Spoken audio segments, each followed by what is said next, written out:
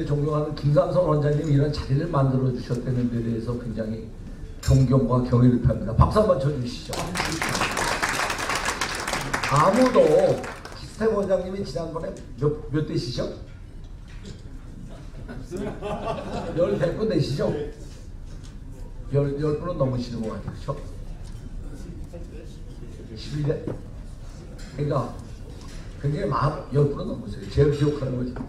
그런데도 이렇게 과감히 국가가 하는 일에 대해서 이게 제대로 됐냐, 근본적으로 보자 하는 것에 대해서 내주신 데에 대해서 굉장히 신선하고 좋았다 생각됩니다. 여기 오늘 발표를 해주신 두 분, 이장재 소장, 주원 실장님 과감히 잘 발표해 주셨다고 감히 말씀드립니다. 이장재 소장한테 이렇게 강하게 말해도 돼요? 그랬더니 뭐 강하게 얘기한 거 아니라고 그러네요. 네? 주원 실장님 민간에서 보시는 섹터의 비율을 말씀해 주시고 공공 섹터에 쭉 있었고 아직도 저는 공공 섹터에 학교를 맡고 있는 사람으로서는 가슴이 굉장히 무겁습니다. 오늘 10분의 영어로 디스티비시한 여러분들을 모셨습니다. 시간이 110분이라 설명 없이, 소개 자료는 책자로 봐주시기 바랍니다. 이게 공학관리원 그러시고 각 한 분한테 첫 번에 8분씩 시간을 드리겠습니다. 그럼 다 돌아오신 다음에 다시금 플로어에서 몇 개 질문을 받고 여러분들 다시 말씀하실 기회를 드리겠습니다. 순서는 책자에 프린트된 대로 김세훈 총장님부터 시작하겠습니다. 김세종 총장님부터 시작하겠습니다. 예, 김세종입니다. 저 사실은 그 김삼선 원장님하고는 국가심에서 제가 중소기업 전문위원장을 할 때 오래돼가지고 중소기업 R&D 쪽을 손을 놓고 있었는데 갑자기 토론자로 나오고 해서 급하게 공부를 했습니다. 좀 부족함이 있더라도 양해를 부탁을 드리겠습니다. 보통 R&D하고 사업화를 얘기를 되게 많이 오늘도 얘기가 되게 많이 나왔는데요. 저는 R&D는 돈을 기술로 바꾸는 거고요. 사업화는 기술을 돈으로 바꾸는 겁니다. 우리가 그동안에는 돈을 넣어가지고 기술로 바꾸는 건 성공을 했습니다. 그런데 이제 그 기술을 가지고 돈을 벌어야 되는데 이 돈 벌기가 굉장히 어렵게 되어 있습니다. 그러다 보니까 이제 불만들이 여기저기서 나오는 거죠. 잘못됐다, 과다 투입됐다, 중복 투자됐다 이런 얘기를 많이 하게 되는 것 같습니다. 그러려면은 결국 돈 벌 수 있는 기술을 많이 만들어야 된다는 거죠. 중소기업 특히 이대 쪽에서. 근데 그런 부분에서 우리가 좀 취약하지 않았냐는 생각이 좀 들어서 앞으로 이 R&D에 적정 투자, 뭐 얼마를 투자를 할 거냐 이것도 굉장히 중요한 이슈지만 지금 이미 이 투자된 재원이라든가 앞으로 투자될 재원을 어떻게 효율적으로 투자를 할 거냐, 그리고 효율적으로 관리할 거냐 이런 부분에서 굉장히 우리가 좀 고민을 많이 해야 될 거라 생각이 들고요. 앞으로는 양적 투입도 굉장히 중요하지만 질적 전환도 굉장히 이제 요구되는 시대에 살고 있는 거 아닌가 하는 생각이 들었습니다. 그런 의미에서 저는 정부와 R&D 관리기관의 역할이 조금은 좀 앞으로는 좀 달라져야 되지 않을까 하는 생각이 듭니다. 최근에 아마 여러분들 읽어본 책이 있으실 거라고 생각이 드는데 너찌론 보시면은 이 자유주의적 개입주의 이 얘기가 되게 많이 나옵니다.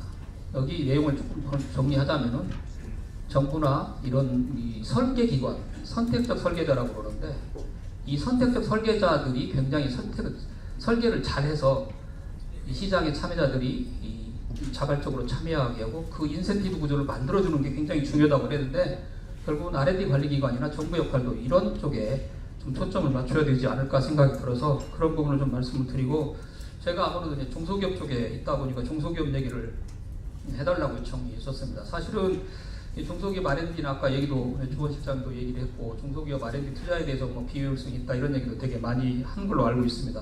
그럼에도 불구하고 정부는 이제 이 중소기업 R&D를 현재보다는 뭐 한 2배 정도, 한 1조 원 정도 되는 걸 2조 원 정도로 늘린다고 그러는데 그렇다면 앞으로 이 중소기업 R&D 지원의 효율성이랄까, 지원 분야, 지원 방법을 어떻게 할 거냐, 사후 관리를 어떻게 할 거냐 이런 부분에 대해서도 앞으로 좀 이 전략성과 방향성을 한번 새롭게 정립할 필요가 있다고 생각을 합니다. 그 중소기업 R&D가 이제 계속 늘어나고 있으나 이 중소기업 R&D 문제에 대해서는 여러 가지 부정적인 의견이 있는 것도 사실입니다. 예를 들어서 그 과잉 지원을 하고 있다든가, 기업가 정신을 훼손시킨다든가, 역선택을 통해서 좀비 기업을 양산한다든가 여러 가지 그런 불안정한 불확실한 불 효과가 좀 없는 그런 부분에 대해서 얘기를 많이 하고 있었고 또 그런 비판이 또 현실이 있다는 것도 좀 알고 있습니다. 또 한편으로 보면은 중소기업 R&D 같은 경우는 여러 부처로 좀 나눠져 있고 기관별로 좀 나눠져 있다 보니까 통합적으로 관리할 수 있는 그런 기능이 좀 부재한 거 아니냐. 그래서 연계 지원도 상대적으로 좀 미흡하다는 그런 지적도 나오고 있습니다. 이왕이 앞으로 정부가 R&D 규모를 좀 늘리겠다고 한다고 하면은 이 R&D 지원 규모를 통해서 어떤 걸 성과를 거둘 것인지, 어느 부분에 전략적인 투자를 할 것인지, 그리고 혁신적 기업들이 좀 많이 나올 수 있는 그런 생태계를 만들 건지 이런 부분에 대한 고민을 전제로 해서 이왕이 R&D를 투입한다면은 개별 기업 지원도 굉장히 중요하지만 혁신 생태계를 만드는 쪽에 인프라에도 좀 투자를 많이 하고 이런 부분에서 중소기업 R&D의 근본적인 방향이나 변화가 좀 필요하다고 생각을 하고 있습니다. 그리고 이제 이 중소기업 R&D를 얘기할 때는 선택과 집중을 할 거냐 아니면은 저변 확대를 위해서 좀 뿌려주기를 할 거냐 이런 논란들이 굉장히 많이 있었고 최근에는 이런 이 저변 확대를 위한 뿌려주식 R&D를 좀 줄이고 이 선택과 집중을 통해서 결성 싶은 기업들을 좀 많이 발굴해서 이걸 좀 전략적으로 키워야 되는 거 아니냐는 이런 부분에 대한 논의가 있어 왔기 때문에 이런 부분에 대해서도 앞으로 R&D 관리기관이나 정부에서 좀 말씀을 가져야 될 거로 생각을 하고 있습니다. 전 이 정도로 말씀을 드리겠습니다. 고맙습니다.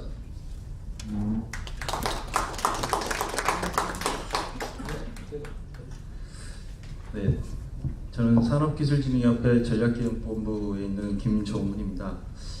앞에서 김성윤 총장님께서 그 중소기업에 대해서 말씀을 해주셨는데요. 저희 협회가 가지고 있는 기본 업무가 이제 기업 연구소와 관련된 그러한 업무를 하고 있기 때문에 기업 투자와 R&D 투자와 정부 R&D 투자와 관련된 부분에서 좀 이야기를 좀 드리고자 합니다.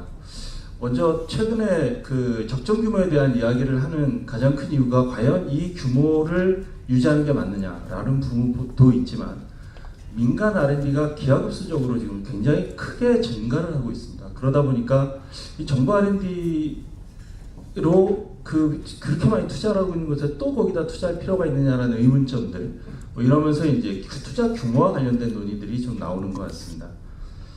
먼저 말씀드리고 싶은 부분은 기업 R&D와 정부 R&D는 대체적 관계가 절대 아니다라는 사실을 좀 인지하고 진행을 해야 될 것 같고요.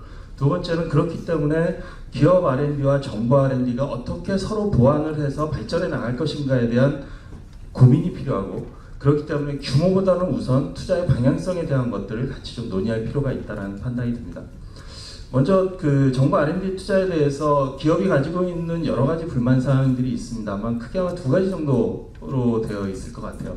중소기업이나 대기업이나 마찬가지지만 먼저는 좀 그 하향식 구조, 의사결정 구조, 그 다음에 두 번째는 굉장히 트렌드에 민감한 정부 R&D 투자. 이 두 가지가 사실은 굉장히 좀 기업 입장에서 보면은 난감합니다. 그래서 이러한 부분들이 그 소위 이제 R&D 투자에 대한 방향성의 가장 커다란 불만 중에 하나인데요. 먼저 그러한 그 경향들이 있다 보니까 R&D가 중복된다는 문제라든지, 그 다음에 이제 중소기업 지원이나 이런 부분에서 현장의 수요와 정부의 R&D 투자가 미스매칭된다라든지 여러 가지 의미에서 굉장히 혼란을 주거나 내지는 어떤 방향성을 잡을 수 없는 그러한 좀 문제를 이야기하고 또 한 측면에서 보면 정부 R&D 투자가 상당 부분이 대학이나 출연연에서 수행을 하게 되는데요. 기업이 약 한 4조 원 정도, 나머지 이제 뭐 20조라고 하면 16조 원 정도가 이제 공공 부문에 투자가 되는데 좀 그러한 투자가 어떻게 보면 출연연이나 대학에서 충분히 생존해 나갈 수 있고 R&D 투자라는 그 관점에서 생존해 나가고 그것이 어떤 산학인 협력에 있어서 또 하나의 어떤 그 질곡으로서 작용할 가능성도 사실은 존재하고 있고 좀 그러한 부분에 우려를 표시하는 부분들도 많이 있었습니다. 일단 적정 투자와 관련해서 투자라고 하는 것은 결국은 이제 공급을 이야기하는 것이고요. 그렇다면 그 공급에 대해서 그 소위 이제 수요자가 있어야 되는데 수요자는 이제 작게는 기업이고 전체로 보면 아마 국민이 될 것 같습니다.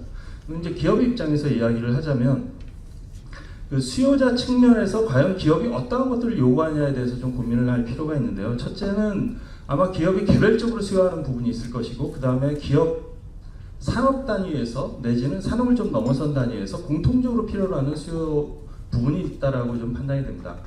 그리고 아마 그 정부 입장에서 보면 눈에 직접 보이는 현실적인 수요가 있을 거고요. 그리고 눈에 보이지 않지만 기업이나 또는 산업 측면에서 분명히 필요하다고 판단되어지는 전략적인 부분이 존재를 할 겁니다. 그럼 이런 양축에서 두 가지 어떤 크게 매트리스가 그려진다고 했을 때 현실적인 부분에 대해서 개별적이고 현실적인 부분에 대해서 정부가 어떻게 접근할 것인가 지금까지 굉장히 많이 논의된 아마 중소기업과 관련된 투자가 바로 이 부분에서 많이 논의가 되어 왔었고요. 그 다음에 산업부가 중심이 됐던 건 아마 현실적으로 눈에 보이면서 산업에 공통적으로 필요한 부분에 대한 투자에 굉장히 산업부가 관심을 많이 가졌었습니다. 그래서 2015년도, 14년도 이때 중소기업부와 청과 산업부가 역할 분담을 할 때 아마 3억 원이라는 기준도 아마 거기에서 나오지 않았나 생각이 드는데요. 일단 그런 차원에서 보면 직접적이고 그러한 현실적인 어떤 수요도 있지만 사실은 산업 공통적이거나 기업이 잘 모르지만 앞으로 어떻게 해야 될지 모르는 그러나 국가가 전략적으로 끌어내야 되는 부분에 대한 수요도 있습니다. 그러니까 기존에 우리가 그 기업의 수요를 바라볼 때 그 바라봤던 관점과 좀 다른 관점에서 뭔가 국가의 전략적인 차원에서 좀 바라본다면 이 두 가지를 어떻게 접근할 것인가에 대한 고민이 정말 중요한 부분이고 특히나 요즘과 같이 미래 불확실성이 너무나 큰 시기에는 공통적으로 필요하거나 또는 잠재적으로 필요한 부분에 대해서 기업과 정부가 어떻게 협력할 것인가에 대한 방향을 잡아나가기 위한 노력 굉장히 중요합니다. 2016년도에 일본의 기업 동호회라고 하는 일본의 대기업들의 CTO나 CEO들의 은퇴자들을 포함하여 모임이 있습니다. 그 모임에서 산업계가 필요로 기초 연구가 도대체 뭐냐? 우리가 앞으로 하기 위해선 더 이상 기업 자체적으로 뭔가를 끄집어내기는 어렵다라고 했을 때 국가와 협력을 해야 된다라고 해서 산업계가 필요로 하는 기초 연구에 대한 정의를 한 적이 있습니다. 그 정의가 바로 어쩌면 지금 아마 읽어드리지 못하겠습니다만 아마 제가 낸 자료에 있는데요. 그 정의를 가지고 국가와 기업이 앞으로 무엇을 어떻게 할 것인가를 고민하는 것이 지금 현재로서는 굉장히 중요한 의미가 있다고 좀 판단이 듭니다. 또 한 가지 부분에서는 좀 규모와 관련된 이야기를 말씀을 좀 드리고 싶은데요. 최근에 기업들이 가장 어려움을 겪고 있는 부분은 여러분들이 잘 아시는 바와 같이 미래에 대한 불확실성입니다. 근데 이러다 보니까 기업에서는 특히 대기업의 경우는 현재 사업에 기반한 R&D에 집중을 하고 있습니다. 거기에서부터 뭔가 출발할 수 있는 것, 즉 불확실성이 굉장히 적은 것. 그리고 중소기업의 경우에는 현재 비즈니스에서부터 내가 어디로 비즈니스를 뛰어가야 될지를 모르는 상황입니다. 굉장히 혼란스럽습니다. 그렇게 되면 거기에서 우리가 거기에서 우리가 지금 고민해야 될 부분은 내가 얼마나 어떻게 투자를 해서 여기에서 내가 얼마나 가능한 비즈니스의 기회들을 찾아내느냐에 굉장히 집중을 하게 되고 그래서 최근에 물론 양극화 현상이 있긴 합니다만 기업의 R&D 투자가 기하급수적으로 늘어나고 있는 원인이기도 합니다. 그런 부분에서 기업의 투자에 맞게끔 그리고 기업이 노력하는 만큼 정부에서 어떻게 이것을 끌고 갈 것인가 내지는 끌고 가지 못하더라도 소위 인프라를 깔아주고 거기에서 놀 수 있는 환경을 만들어줄 것인가에 대한 고민이 굉장히 중요하다고 판단이 되고요. 그런 측면에서 정부 R&D 투자의 어떤 규모는 R&D의 기본 속성상 규모의 어떤 경제가 분명히 존재를 하고 최근에 R&D의 난이도가 지속적으로 높아지고 있는 상황에서는 더욱 그 문제가 좀 중요하다고 생각을 합니다. 그리고 마지막으로 좀 말씀드리고 싶은 부분은 R&D 투자만으로 기업의 성과를 이야기할 수는 없다라는 부분입니다. 즉 R&D 투자는 정부 R&D 투자가 소위 성과를 내기 위한 유일한 수단이 아니라는 것이 굉장히 중요하고 정부 R&D 투자 이외에 그것에 대한 의사결정과 제도 그리고 금융 다양한 부분들이 모여서 하나의 커다란 성과를 이루는 부분이기 때문에 적정 투자 규모만을 가지고 우리가 이 방향을 어떻게 정할 것인가라고 하는 부분은 너무 좀 제도적인 측면에서 내지는 정책적인 측면에서 너무 좀 단순하지 않은가 좀 그런 생각이 듭니다. 네, 이상으로 마치겠습니다. 김학의 감독님과 발표자께서는 간단하게 소개를 좀 해주셨으면 좋겠어. 그리고 가만히 비면은 자기 섹터가 있으세요. 자기 필드가. 그것도 좀 말씀해 주셔야 여러분들 이해가 좀 가실 것 같습니다. 네, 시작하시죠. 네, 안녕하세요. 저 LG경제연구원의 나준호 연구위원입니다. 저는 내부에서 전체 글로벌 트렌드 분석하고 신사업 개발 같은 거 이런 쪽으로 주로 좀 보고 있습니다. 앞서 김세종 사무총장님하고 김정훈 본부장님께서 굉장히 좋은 말씀들 좀 해주시는데요. 거기에 덧붙여서 좀 비슷한 부분도 있긴 하지만은 그러니까 투자 규모가 정말 많은 거냐에 관련된 어떤 좀 부분하고 그다음에 국가의 R&D 역할들을 민간과 좀 구분해서 어떻게 좀 볼 것인가 이런 측면에서 좀 말씀 좀 드리고자 합니다. 먼저 그 R&D라고 하는 것 자체가 이제 그 이 적정 규모에 관련된 얘기들이 많이 되고 있는데 저 자신을 보면 그 GDP 대비 투자 비율 그 자체보다도 투자의 절대적 규모 자체도 굉장히 좀 중요하다고 봅니다. 어떻게 보면은 R&D라고 하는 것 자체가 일정 부분 규모 투자 이루어져야 그 이후에 상당 기간이 지나서 어느 정도 성과가 나는 것들이거든요. 근데 문제가 되는 것들은 지금 세계적으로 어떤 경쟁의 판도라고 하는 것들이 어떤 운영 효율성 경쟁에서 R&D 기반한 혁신 경쟁으로 바뀌고 있다고 하는 것들입니다. 심지어 그동안 이제 세계 공장이라고 했던 중국까지도 이제 혁신 경쟁에 뛰어들고 있는 이제 그런 상황들인 것들이죠. 또한 여기에 개발 기술들이 굉장히 첨단화가 되고 있습니다. 과거에 기술을 개발하는데 돈이 뭐 1조가 들었다면 지금은 10조, 20조가 들어가는 이런 상황으로 이제 변해버린 것들이죠. 그렇기 때문에 R&D 소요 자체가 지속적으로 증가할 수밖에 없는 것들이고요. 이런 측면에서 본다면은 한국의 어떤 경쟁이라고 하는 측면, 그러니까 국가 간의 R&D 경쟁이라는 측면하고 그 다음에 기술 자체의 어떤 R&D 소요라고 하는 이런 측면에서 본다면은 한국의 국가 R&D 예산이라고 하는 것들은 GDP 대비 비중은 아직까지 GDP 대비 비중 높지만은 규모 측면에서는 여전히 좀 작다라고 좀 말씀드릴 수 있을 것 같습니다. 실제로 이제 그 통계를 보면은 그러니까 OECD 국가비 정부 R&D 통계를 보면은 미국이라든가 독일, 일본은 우리보다 R&D 투자 비율은 훨씬 적습니다. 그렇지만 실제 R&D 금액은 훨씬 크게 나타나는 것들을 보실 수 있을 겁니다. 한국의 경우 한국에 비해서 일본은 2배, 일본과 독일은 2배 정도 되는 이런 상황들인 것들이죠. 거기에 또 중국이라고 하는 기업, 그러니까 중국이라고 하는 나라가 이제 치고 들어오면서 훨씬 더 많은 R&D 투자하면서 빠르게 다가오고 있습니다. 즉 우리가 지금 추구하고 있는 방향들이 과거처럼 어떤 제조에서의 운영 효율성 기반의 어떤 그런 국가, 그러니까 어떤 패스트 팔로우 국가가 아니고 혁신을 선도하는 그런 국가로 변신을 해야 된다면은 더 많은 R&D들이 필요할 수도 있다라고 하는 것들이겠죠. 그리고 두 번째로 이제 R&D 국가가 갖고 있는 R&D 역할이라고 하는 측면에서 좀 살펴볼 필요가 있을 것 같습니다. 김종우 본부장님께서도 비슷한 어떤 말씀을 해주셨는데요. 의외로 저도 이제 기업사에도 있기 때문에 솔직하게 말씀드릴 수도 있지만은 대기업을 포함해서 대다수의 기업들은 R&D는 많이 한다고 하지만 실제적으로 단기 지향적인 R&D에 좀 집중하고 있습니다. 대부분 이제 R&D 아이템들이 5년 이하의 단기나 중기 아이템들이 집중되고 있는 것들이죠. 이런 것들이 어떻게 보면 역사적으로도 이런 것들이 될 수밖에 없는 것들이 2000년대 이미 3세대 R&D 혁신이라는 얘기가 나오면서 그 전략적인 선택과 집중이라는 것도 굉장히 강조를 했었죠. 그러다 보니까 당장 돈이 되는 그런 사업들에 대해서 좀 투자를 좀 많이 들어갔고요. 그 다음에 최근에는 이제 4세대 R&D라고 하는 것들, 그러니까 오픈 이노베이션 기반의 그러니까 외부와 내부의 어떤 R&D를 결합해서 진행을 해가다가 투자의 효율성, R&D 투자의 효율성을 극대화시키자라고 하는 이제 논의들이 그러니까 일반화되면서 기업들이 자체 R&D를 하기보다는 외부에서 갖다가 쓰려고 하는 이런 경향들이 좀 많아지고 있습니다.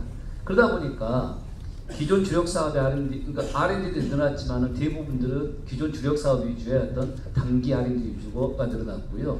신사업이라든가 신기술 분야는 단순한 태핑하다가 끝나버리는 이런 형태로 이제 지나가고 있는 것 같습니다.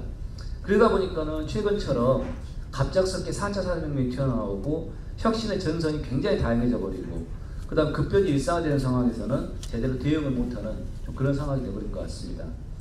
어떻게 보면 국가가 갖는 R&D 역할이라고 하는 것들은 이런 측면에서 인내자본으로서 기업이 갖고 있는 이런 단기 제한적인 R&D 속성들을 좀 보완해주는 역할이 있지 않는가라는 생각이 듭니다. 그러니까 우리 역사를 보면은 어떻게 과거 이제 인터넷 혁명이라든가 청정에너지 혁명이라든가 인공지능 혁명이라고 하는 것들이 크게 이제 세상을 바꿨는데요. 이런 것들이 세상을 바꾸기 전까지 처음에 기술적 맹화가 나타나서 이런 것들이 세상을 바꾸기까지는 짧게는 20년, 길게는 30에서 50년 정도 걸렸다고 하는 것들이죠. 실리콘 태양전지만 하더라도 이미 그러니까 2000년대 중반에 그러니까 태양전지 분야가 굉장히 떴는데 실제 처음 나왔던 거는 50년대 초반이었습니다. 이런 것들을 생각해 보면 국가가 인내자본이라는 측면에서 오랜 기간에 R&D를 참고 이겨내줘야 여기에서 그 맹아들이 싹을 틔우고 여기 발전할 수 있다고 하는 것들이죠. 최근에 이제 캐나다 같은 경우가 의외로 인공지능 쪽에서 그 새로운 이제 클러스터로 혁신 클러스터로 뜨고 있습니다. 그 이유는 80년대 말에 인공지능 학계에서 어떤 혹한기가 왔을 때 거기에서 캐나다 쪽에서 기술적으로 한 인공지능 쪽에 투자를 하면서 미국 쪽에서 우수 인력들을 좀 많이 데려갔습니다. 그래서 꾸준히 투자를 했기 때문에 최근에 이런 새로운 인공지능의 어떤 번성기에 거기에 새로운 메카로서 등장할 수 있는 것들이죠. 이런 것처럼 굉장히 긴 기간, 긴 안목을 보고 투자를 해야 되는 것들이 더욱더 이 불확실성의 상황에서는 좀 중요해진다라고 보실 수 있을 것 같습니다. 그다음에 정부가 또 이제 갖고 있는 정부 R&D 갖고 있는 역할 중에 또 중요한 것들이 어떻게 보면 투자 방향에 대한 어떤 시그널링 임팩트를 굉장히 강하게 갖는다고 하는 점인 것 같습니다. 이제 이 4차 산업혁명의 시대, 굉장히 많은 기술들이 나오는 시대에 있어서 많은 기업들이 어디를 투자를 해야 될지 굉장히 어려워하고 그다음에 불안해하고 있는데요. 여기에서 정부가 이쪽 방향이다라고 거기에 대해서 방향성을 제시해주는 이런 역할들이 더욱더 좀 중요해진다고 볼 수 있는 것 같습니다. 그래서 정부가 이제 방향을 제시하고 또 대기업이 그런 투자들로서 그런 것들을 현실화시켜내고 또 중소기업이 따라오는 이런 것들이 있다면은 훨씬 더 민간의 그러니까 어떻게 보면 국가의 R&D 투자가 민간의 혁신을 이끌어낼 수 있는 그런 역할들이 좀 커질 수 있는 거겠죠. 이러한 측면에서 아까 말씀 주셨지만 정부 R&D라고 하는 것들은 규모의 어떤 적정성 이런 것들보다도 방향성에 대한 어떤 요인들이 더 중요할 수도 있는 것 같다라고 좀 말씀드릴 수 있을 것 같습니다. 그리고 마지막으로 이제 향후 이제 3, 4년 뒤를 좀 생각을 해보면은 한국 사회가 이제 수축 사회로 접어들 가능성이 큽니다. 당장 빠르면 올해 아니면 내년부터 이제 인구 감소가 이제 시작될 거고요. 그 다음에 이제 그러니까 국내외적인 상황도 굉장히 안 좋은 상황에서 기업들이 굉장히 좀 투자를 줄여버릴 수 있는 이런 이제 좀 상황들이 올 수 있는 것들이겠죠. 이러한 수축 사회 현상이 시작된 상황에서 민간 R&D 같은 경우에 좀 같이 이제 좀 악화가 된다면은 장기 R&D가 필요한 어떤 미래 기술 분야에서 어떤 생태계가 막 형성되려다가 마치 망가져 버릴 수도 있는 이런 위험성이 있는 것 같습니다. 이러한 부분에서 어떤 국가 R&D가 중심을 잘 잡고 장기적인 어떤 방향성들을 제시를 해주고 그 다음에 그 토양이 마르지 않게 좀 해주는 부분들이 좀 중요할 것 같습니다. 감사드립니다.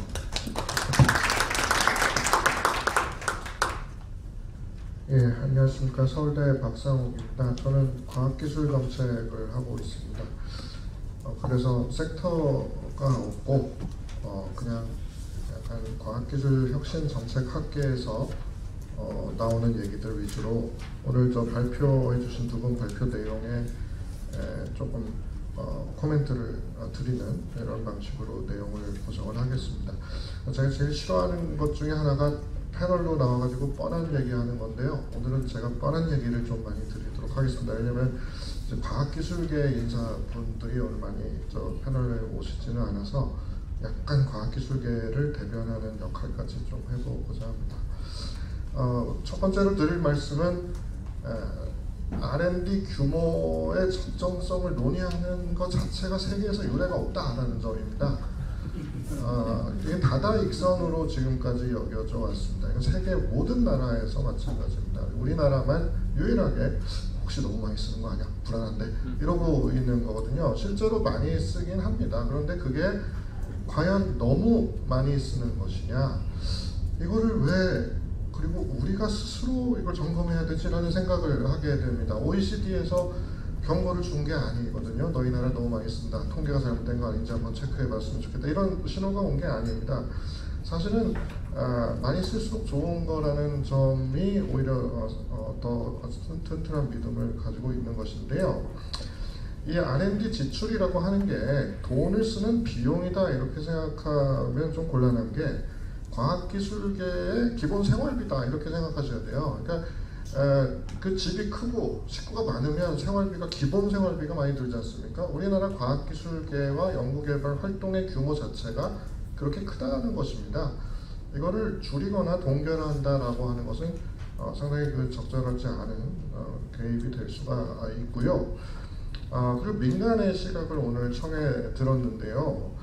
이 말씀을 꼭 드려야 될 것 같습니다. 국가 R&D에 궁극적인 수혜 집단이 어디냐? 한마디로 얘기해서 국가가 왜 20조 넘는 돈을 연간 R&D에 쏟아붓느냐, 누구 좋으라고 하는 거냐? 이거 얼핏 생각하면 과학자들 좋으라고 하나, 뭐 이공계 교수들 좋으라고 하나? 아닙니다. 국가가 이렇게 많은 돈을 쓰는 이유는 오직 하나나, 민간 기업을 위해서 쓰는 겁니다. 민간 기업에서 그 국가 R&D의 간접적인 성과를 취하시라고 그렇게 돈을 쓰는 것입니다. 물론 아주 직접적이진 않죠. 장기적이고 간접적입니다. 예를 들어서 과학기술계에 돈을 많이 쓰면 이제 이공계 대학원생들이 석박사가 많이 양성이 됩니다. 왜냐하면은 그 출연연에서도 인력이 많이 양성되고 하지만은 기업이 수요로 하는 뭐 기술을 직접 개발했다 이런 것보다도 과학기술계의 건강한 과학기술계의 덩치를 유지한다는 게 기업들한테 굉장히 득이 되거든요. 물론 민간 기업에서는 뭐 우리 뭐 이공계 석박사 마음에 안 들면 우리 외국으로 연구소 옮기면 된다 이러는데 그게 쉽지 않습니다. 우리나라가 공공 R&D를 많이 하고 거기서 또 석박사들을 많이 먹여 살리기 때문에 가성비가 좋은 연구 인력들이 풍부하게 공급이 되고 있는 것입니다. 연구비 규모가 줄어들고 대학의 R&D 규모가 줄어들면 당장 석박사 배출이 줄어들 거고요. 그러면은 인건비가 높아지거나 품질이 떨어지게 될 것입니다. 외국인들도 우리나라 연구원들만큼 열심히 일하지 않습니다. 외국 사람들. 그리고 말도 잘 통하지 않을 것이고요. 그리고 외국으로 또 옮겨야 되고 외국에서 연구를 하면은 그 나라에서 또 기술 유출을 하니까 너희 나라로 가져가면 안 된다 뭐 이런 식으로 얘기하고 대부분의 다국적 기업들이 자국에서 R&D를 합니다. 물론 중국 시장 같은 데서 이제 뭐 성의 표시로 너희 시장을 열어줬으니까 고마워 이러면서 R&D 센터를 몇 개 이제 설치하는 경우도 있긴 하지만 핵심적인 R&D는 다 자국 내에서 하고 있어요. 그러니까 우리나라의 세계적인 다국적 기업이 이미 많이 나와 있지만은 그 기업들이 우리나라에서 결국에 R&D를 하셔야 되는 거고 어떤 우리나라에서 R&D를 해서 혁신을 지속적으로 만들어내시는데 국가 R&D가 공급적으로 이바지하고 있다는 것입니다. 말하자면 국가혁신 시스템이라는 오늘 콜로키움의 맨 앞에 나오는 NIS라고 하는 것은 온 국가가 똘똘 뭉쳐서 총체적 시스템으로 민간 기업들의 혁신을 도와주자라고 하는 게 바로 NIS의 핵심 개념입니다. 그래서 민간에서 국가 R&D가 왜 이따 왜로 쓰이는지 모르겠다 이렇게 얘기하시는 거는 저는 좀 어떻게 보면은 약간 심하게 얘기하면 배은망덕 같은 그런 말씀이라고 저는 말씀드리고 싶어요. 이미 몇 년 전에 스프로에 있다가 최근에는 UCL을 옮긴 마츠카토 교수가 Entrepreneurial State, 기업가 국가라는 책을 써서 세계적인 히트를 쳤습니다.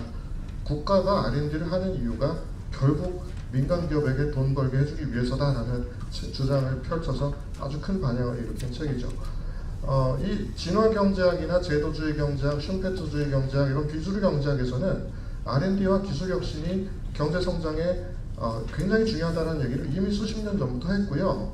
폴 로머가 내생성장 이론을 89년에 논문을 박사과정 때 시카고대 박사과정 때 써가지고 이번 노벨상을 받은 것은 그 기술 혁신에 대해서 제대로 설명할 수 없었던 신고전파 경제학자들의 가려운 곳을 긁어줬기 때문에 노벨상을 탄 것이지 그 사람이 최초로 R&D가 경제 성장에 기여한다고 주장해서 그렇게 노벨상을 탄 것이 아닙니다. 이미 내생성장 이론이 나오기 전부터 오랜 기간 많은 학자들이 R&D가 경제 성장에 어떻게 기여하는지 밝히려고 또는 최소한 연결하려고 많은 노력을 했고요. 무엇보다도 세계 많은 정부에서 그렇게 믿고 이미 R&D 투자를 많이 해온 것입니다. 민간 기업에서 R&D의 적정 규모를 논하는 일은 없습니다. 왜냐하면 민간 기업에서 R&D를 중지하면 죽거든요. 멈추면 죽습니다. 삼성이 갑자기 갤럭시 S10 발표하고 이제 되었다. 갤럭시 S11을 발표하지 않겠다. 이러면 어떻게 되겠습니까? 쉴 새 없이 연구개발을 해서 S11, 12 계속 나와야 되는 것이죠. 삼성 반도체에서 7나노까지 선로폭을 줄여놓고 7나노면 한계다. 이제 그만하자. 이러면 어떻게 되겠습니까? 계속 R&D를 해야 되는 것이죠. 그러니까 민간 기업은 하지 말아도 계속 합니다. 아까 발표 자료에도 나와 있었는데 매출과 비례해서 계속 R&D를 하죠. 근데 이제 국가는 어떨까요? 그러면 국가는 이제 너무 많이 하니까 이제 좀 쉬어도 되지 않을까 이렇습니까? 기업이 R&D를 멈추면 바로 죽는데 국가가 R&D를 멈추면 서서히 죽습니다. 서서히 죽고 민간 기업들까지 다 서서히 죽는 것입니다. 그래서 저는 이 적정 규모를 논하는 이 프레임 자체를 조금 거부해야 되지 않나 이렇게 생각이 됩니다. 오히려 효율성을 얘기하는 거는 좋습니다. 왜냐하면 많이 썼는데 왜 성과가 안 나오냐, 혹시 어디 새는 데 있는 거 아니냐, 국민의 혈세에서 주는 소중한 연구비인데 아껴서 알차게 쓰시면 좋지 않겠습니까? 이런 논의는 얼마든지 대환영입니다만은 적정 규모를 논하는 거는 상당히 좀 경계해야 된다고 생각이 되고, 특히 경제학적인 계량적인 접근, 그렇게 해가지고 최적의 수치를 도출, 이런 일은 안 했으면 좋겠습니다. 솔직히 말씀드려서 안 했으면 좋겠고, 지금까지 저도 뭐 많이 연구 결과들을 접했습니다만은 총 요소 생산성, GDP 성장률 이런 것과 R&D를 연결시킨 수많은 논문과 연구들이 있었는데 뭐 하나 그렇게 아주 마음에 드는 것은 없고요. 완벽한 연관성을 증명하기도 어렵습니다. 실제로 GDP 성장률이라고 하는 거에는 대단히 많은 변수들이 들어가기 때문에 R&D라고 하는 변수를 가지고 깨끗한 연관성을 뽑아내는 건 어렵거든요. 또 다른 어떤 최적화 설계라고 하는 것도 결국에 뭐는 우리나라가 예전에 잘 나갔을 때는 몇 %였는데 이런 뭐 추세적인 예측이라든지 뭐 각종 한정된 자원 내에서 어디에 자원이 배분되는 게 그나마 최적인지 이런 옵티멀 포인트를 잡는 그런 어떤 뭐 방법론적인 것들이지 굉장한 어떤 정책적 함의가 있다고 보기는 어렵습니다. 그래서 저는 경제학적 방법론을 사용해서 최적 수치를 도출하는 일은 저는 그런 노력은 안 했으면 좋겠다라는 그런 말씀을 좀 드리고 싶습니다. 그래서 지금 제가 드리고 싶은 말씀은 다 드렸고, 혹시 제가 생략한 부분은 토론문을 봐주시면 되겠습니다. 감사합니다. 예, 감사합니다. 안도에 숨을 쉬시는 분이 많으신 것 같습니다. 예, 일단 시작해 주시죠. 네, 안녕하세요. 한국에너지기술연구원에서 있는 양태현입니다. 오늘 출연위원회에서 제가 혼자 나왔는데요. 제가 오늘 말씀드릴 내용은 에너지 쪽, 그리고 제가 작년까지 수소 연료연지 PD를 하면서 최근에 이슈가 되는 수소 쪽, 그리고 출연연과의 R&D에 대해서 말씀을 드리겠습니다. 사실 에너지 R&D 하면은 대표적으로 나오는 연구소가 저희 한국에너지기술연구원이고요. 그리고 뭐 했냐라고 대표적으로 질타를 받는 출연연 중에 하나라고 보시면 되겠습니다. 에너지 쪽 관련돼 가지고 에너지 산업과 기본에 우리가 알고 있는 산업과의 차이점을 좀 인정을 해야 되는데요. 에너지 산업이라는 자체는 국가 기관 산업이고요. 거기에 투자를 열심히 단기간에 쏟아붓는다고 해가지고 바로 성과가 바로 나타나는 것도 아닙니다. 여태까지 그 1980년대 오일 쇼크 이후 대체 에너지 기술 개발 뜨면서 태양광 풍력 열심히 투자하면서 이제 좀 성과가 나오고 있는 상황인데요. 그거를 뭐 한 5년, 3년 R&D 투자했다 하면은 바로 3년 뒤에 성과가 나오는 걸로 생각하시면은 좀 안 될 거라고 좀 생각을 해주셨으면 좋겠습니다. 뭐 에너지 R&D 관련돼 가지고 에너지 국가 정책이 에너지 기본 계획 있고요, 뭐 등등 여러 가지 정책 계획들이 있는데 보통 10년 주기로 지금 계획을 수립을 하고 있습니다. 그거는 장기간 수립을 하는데요. 밑에 있는 R&D 기획이라든지 그쪽 관련된 거는 뭐 정권 바뀔 때마다 바뀌고 있고요. 그리고 또 중요한 거는 어떨 때는 가끔가다 이거 아니네 해가지고 3년 만에 바뀔 때도 있습니다. 그리고 3년 동안에 열심히 R&D 투자했기 때문에 나와야 되지 않냐, 성과가 미약하다고 또 이제 바뀌기도 하고요. 그거는 좀 이제 지양해야 될 시점이 된 것 같습니다. 대표적으로 요새 수소차, 수소 전기차 얘기 많이 나오는데요. 현대에서 국가에서 수소 전기차에다가 R&D를 투자를 해가지고 상용차가 나오기까지 약 15년 정도 걸렸습니다. 그나마 15년 동안 버텨줘가지고 이제 나왔다고 말씀드릴 수 있는 거기 때문에 좀 장기적인 관점이 에너지 R&D에는 필요할 거라고 좀 생각됩니다. 애기평에서 PD를 하다가 느꼈던 건데요. R&D 규정도 좀 고칠 게 좀 많을 거라고 판단이 됩니다. 대표적으로 그 에너지 산업 같은 경우는 공기업과 대기업의 투자가 절시 필요로 한 분야 중에 하나입니다. 뭐 대표적으로 그래서 가스공사라든지 한전이라든지 발전 자회사들 여러 공기업들이 있는 거라고 판단이 되고요. 그 기업들이 투자를 해야지 중소기업까지 그 투자가 그리고 성과가 나올 거라고 저는 생각을 하고 있습니다. 이게 어떻게 보면 지금 대기업을 편드는 거라고 판단을 하실 수도 있겠는데요. 최근 R&D 규정에 의하면 대기업이 정부에서 10이라는 정부 출연금을 받기 위해서는 최소 1.6배, 16억, 160, 그 정도의 돈을 현금으로 내야 됩니다. 그런 분위기에서는 대기업에다 물어보고 공기업은 좀 다르지만 대기업 같은 경우는 그 돈이면은 자기 돈으로 그냥 자기가 투자하겠다고 얘기합니다. 왜냐하면은 R&D 규정도 복잡하고 정부 관리받고 그리고 평가기관에서 뭐해라 하고 하다 보니 안 하겠다는 얘기들이 많이 나오고 있습니다. 예전에는 정부 출연금하고 현금 매칭이 거의 1대1이었는데요. 그러다 보니까 좀 약간의 대기업, 공기업의 이제 그 에너지 R&D 참여하는 거에 좀 주저거리는 게 있습니다. 그런데 이제 보면은 대기업이 가져가는 돈이 많긴 많겠지만요. 그걸로 인해 가지고 중소기업이 받는 혜택은 상당히 많습니다. 이게 주관기관이 대기업이래 가지고 대기업이 한테 돈이 다 들어가는 게 아니고요. 중소기업한테 상당히 많이 들어갑니다. 또 현대차인데요. 현대차 수소차에 들어가는 부품 대부분 다 중소기업이 만들고 있습니다. 그걸 좀 인정을 해주시고 R&D 규정에 좀 그 유연성이 좀 있어야 될 거라고 생각이 됩니다. 그 R&D 규정 되게 복잡한데요. 저도 애기평에 있으면서 뭐 문서 작업하는 게 너무 많습니다. 좀 간소화해야 된다는 것들은 뭐 여러 그 토론위원님들께서도 다 말씀하신 거고요.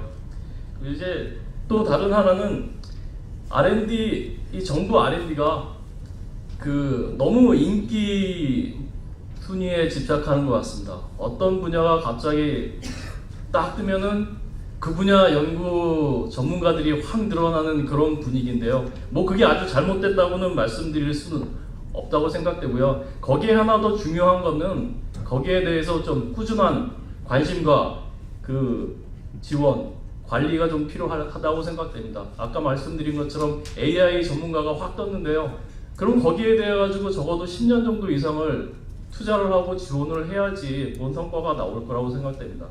그리고 박상원 교수님께서도 말씀하셨는데 이 R&D의 가장 중요한 요소는 그 일자리 창출뿐만 아니라 인력 양성이 가장 중요하다고 생각됩니다. 지금 최근 들어가지고 또 수소 관련돼서 수소 개발해야 된다고 수소 선박 개발해야 되고 뭐 여러 가지 얘기들을 하고 있습니다. 그런데 가장 핵심이 되는 소재 개발이라든지 이런 쪽은 인력이 없습니다. 대표적으로 제가 재료과를 나왔는데요. 재료과 쪽에서 관심 있는 거는 다 이제 방막이라든지 나노라든지 그쪽에 관심을 가지고 있습니다. 그런데 최근 들어 저기에서 금속 소재 개발하려고 하시는 교수님들을 찾아보니까 안 계십니다. 포항에 좀 계시고요. 그리고 뭐 특별히 이제 전기화학 쪽, 수소 쪽 관련돼 찾아보면 안 계십니다. 다 대부분 배터리 쪽, 2차 전지 쪽 하시는 분에 계세요. 이게 나중에 우리가 필요로 하는 기술자들을 찾기 위해서는 중국으로 가야 되고 인도로 가야 됩니다. 이게 R&D도 인기 위주의 그것도 좋지만 기본적으로 기초 과학 쪽에 대한 그 바탕을 좀 깔아줘야지 우리 밑바닥이 좀 건전해질 거라고 생각됩니다. 마지막으로 수소 경제 쪽 관련돼서 뭐 간단히 말씀드리면 수소에 대해서 불확실성에 대해서 많이들 걱정을 하시는데요. 간단히 잘 될 것 같습니다. 그리고 이제 출연연 쪽에 출연연에서의 이제 R&D 관점에 대해서 제가 가지고 있는 내용을 간단히 말씀을 드리겠습니다. 이게 출연연 연구비 되게 많이들 나간다고 하시는데요. 사실 많이 쓰고 있습니다. 저희도 반성을 하고 있고요. 그런데 한 가지 알아주셔야 되는 것도 그 연구비에 기관 운영비라든지 우리 인건비들이 다 포함되고 있다는 것도 좀 인식을 해주셨으면 좋겠고요. 그리고 이 출연연에 대한 기업의 신뢰도가 상당히 좀 낮은 것도 있습니다. 그 과제 R&D 과제 평가를 하면서 느꼈던 건데 이게 제일 좋은 거는 그 결과물들을 평가할 수 있는 표준 규정이라든지 뭐 표준 방법이라든지 그런 거를 서로 공유를 하면은 그런 문제가 좀 희석될 거라고 생각이 되고 있습니다. 마지막으로 이제 출연연의 역할이 되겠는데요. 이게 기업과 대학 사이에 껴 있어가지고 참 어려운 입장이기도 한데, 제가 봤을 때는 사실 대표적으로 수소 같은 경우에 국내 그 인력이라든지 산업 생태계가 상당히 취약합니다. 예전에 G7 프로젝트처럼 국가 R&D 인력이 다 모여가지고 연구할 수 있는 분위기를 만들어야 될 거고요. 그거를 선도해야 될 게 이제 출연연이라고 생각됩니다. 대표적으로 미국의 내셔널랩 중심으로 수소 연료전지 대규모 컨소시엄들이 구성되고 있는데요. 그것을 보면은 출연연의 역할을 좀 가름하지 않을 거라고 생각됩니다. 네, 감사합니다. 예, 맞습니다. 예. 네, 안녕하십니까. 저는 키스테 책임연구원으로 유명입니다. 저도 출연연이지만 출연연 얘기는 안 하겠습니다. 제가 R&D 적정 규모와 생산성 무슨 관계가 있나 이렇게 이제는 제 토론의 제목을 달았는데, 이 두 문제 사실 뭐 어떻게 보면 매우 중요한데, 엄밀히 말하면 저는 별개의 문제라고 생각합니다. 특히 정부 R&D 예산의 증가에 어떤 제한적으로 선 R&D 효율화, 후 예산 규모 논의 그런 논의 굉장히 적절치 않다고 보고요.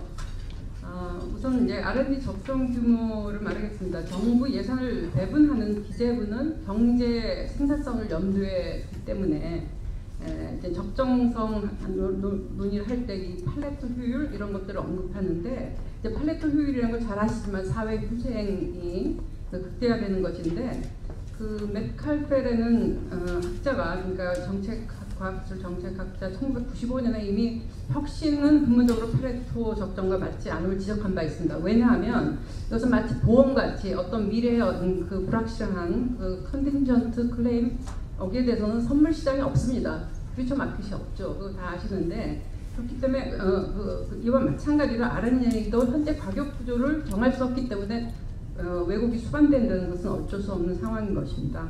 그래서 R&D 성과를 시장 실패의 대안으로 접근한 것보다는 R&D가 경쟁력과 구조적 변화를 촉구하는 그런 기제로 보는데 초점을 두어야 합니다. 그러니까 아까 이장재 소장님 발표하신 플래너 개념도 이런 개념이라고 봅니다.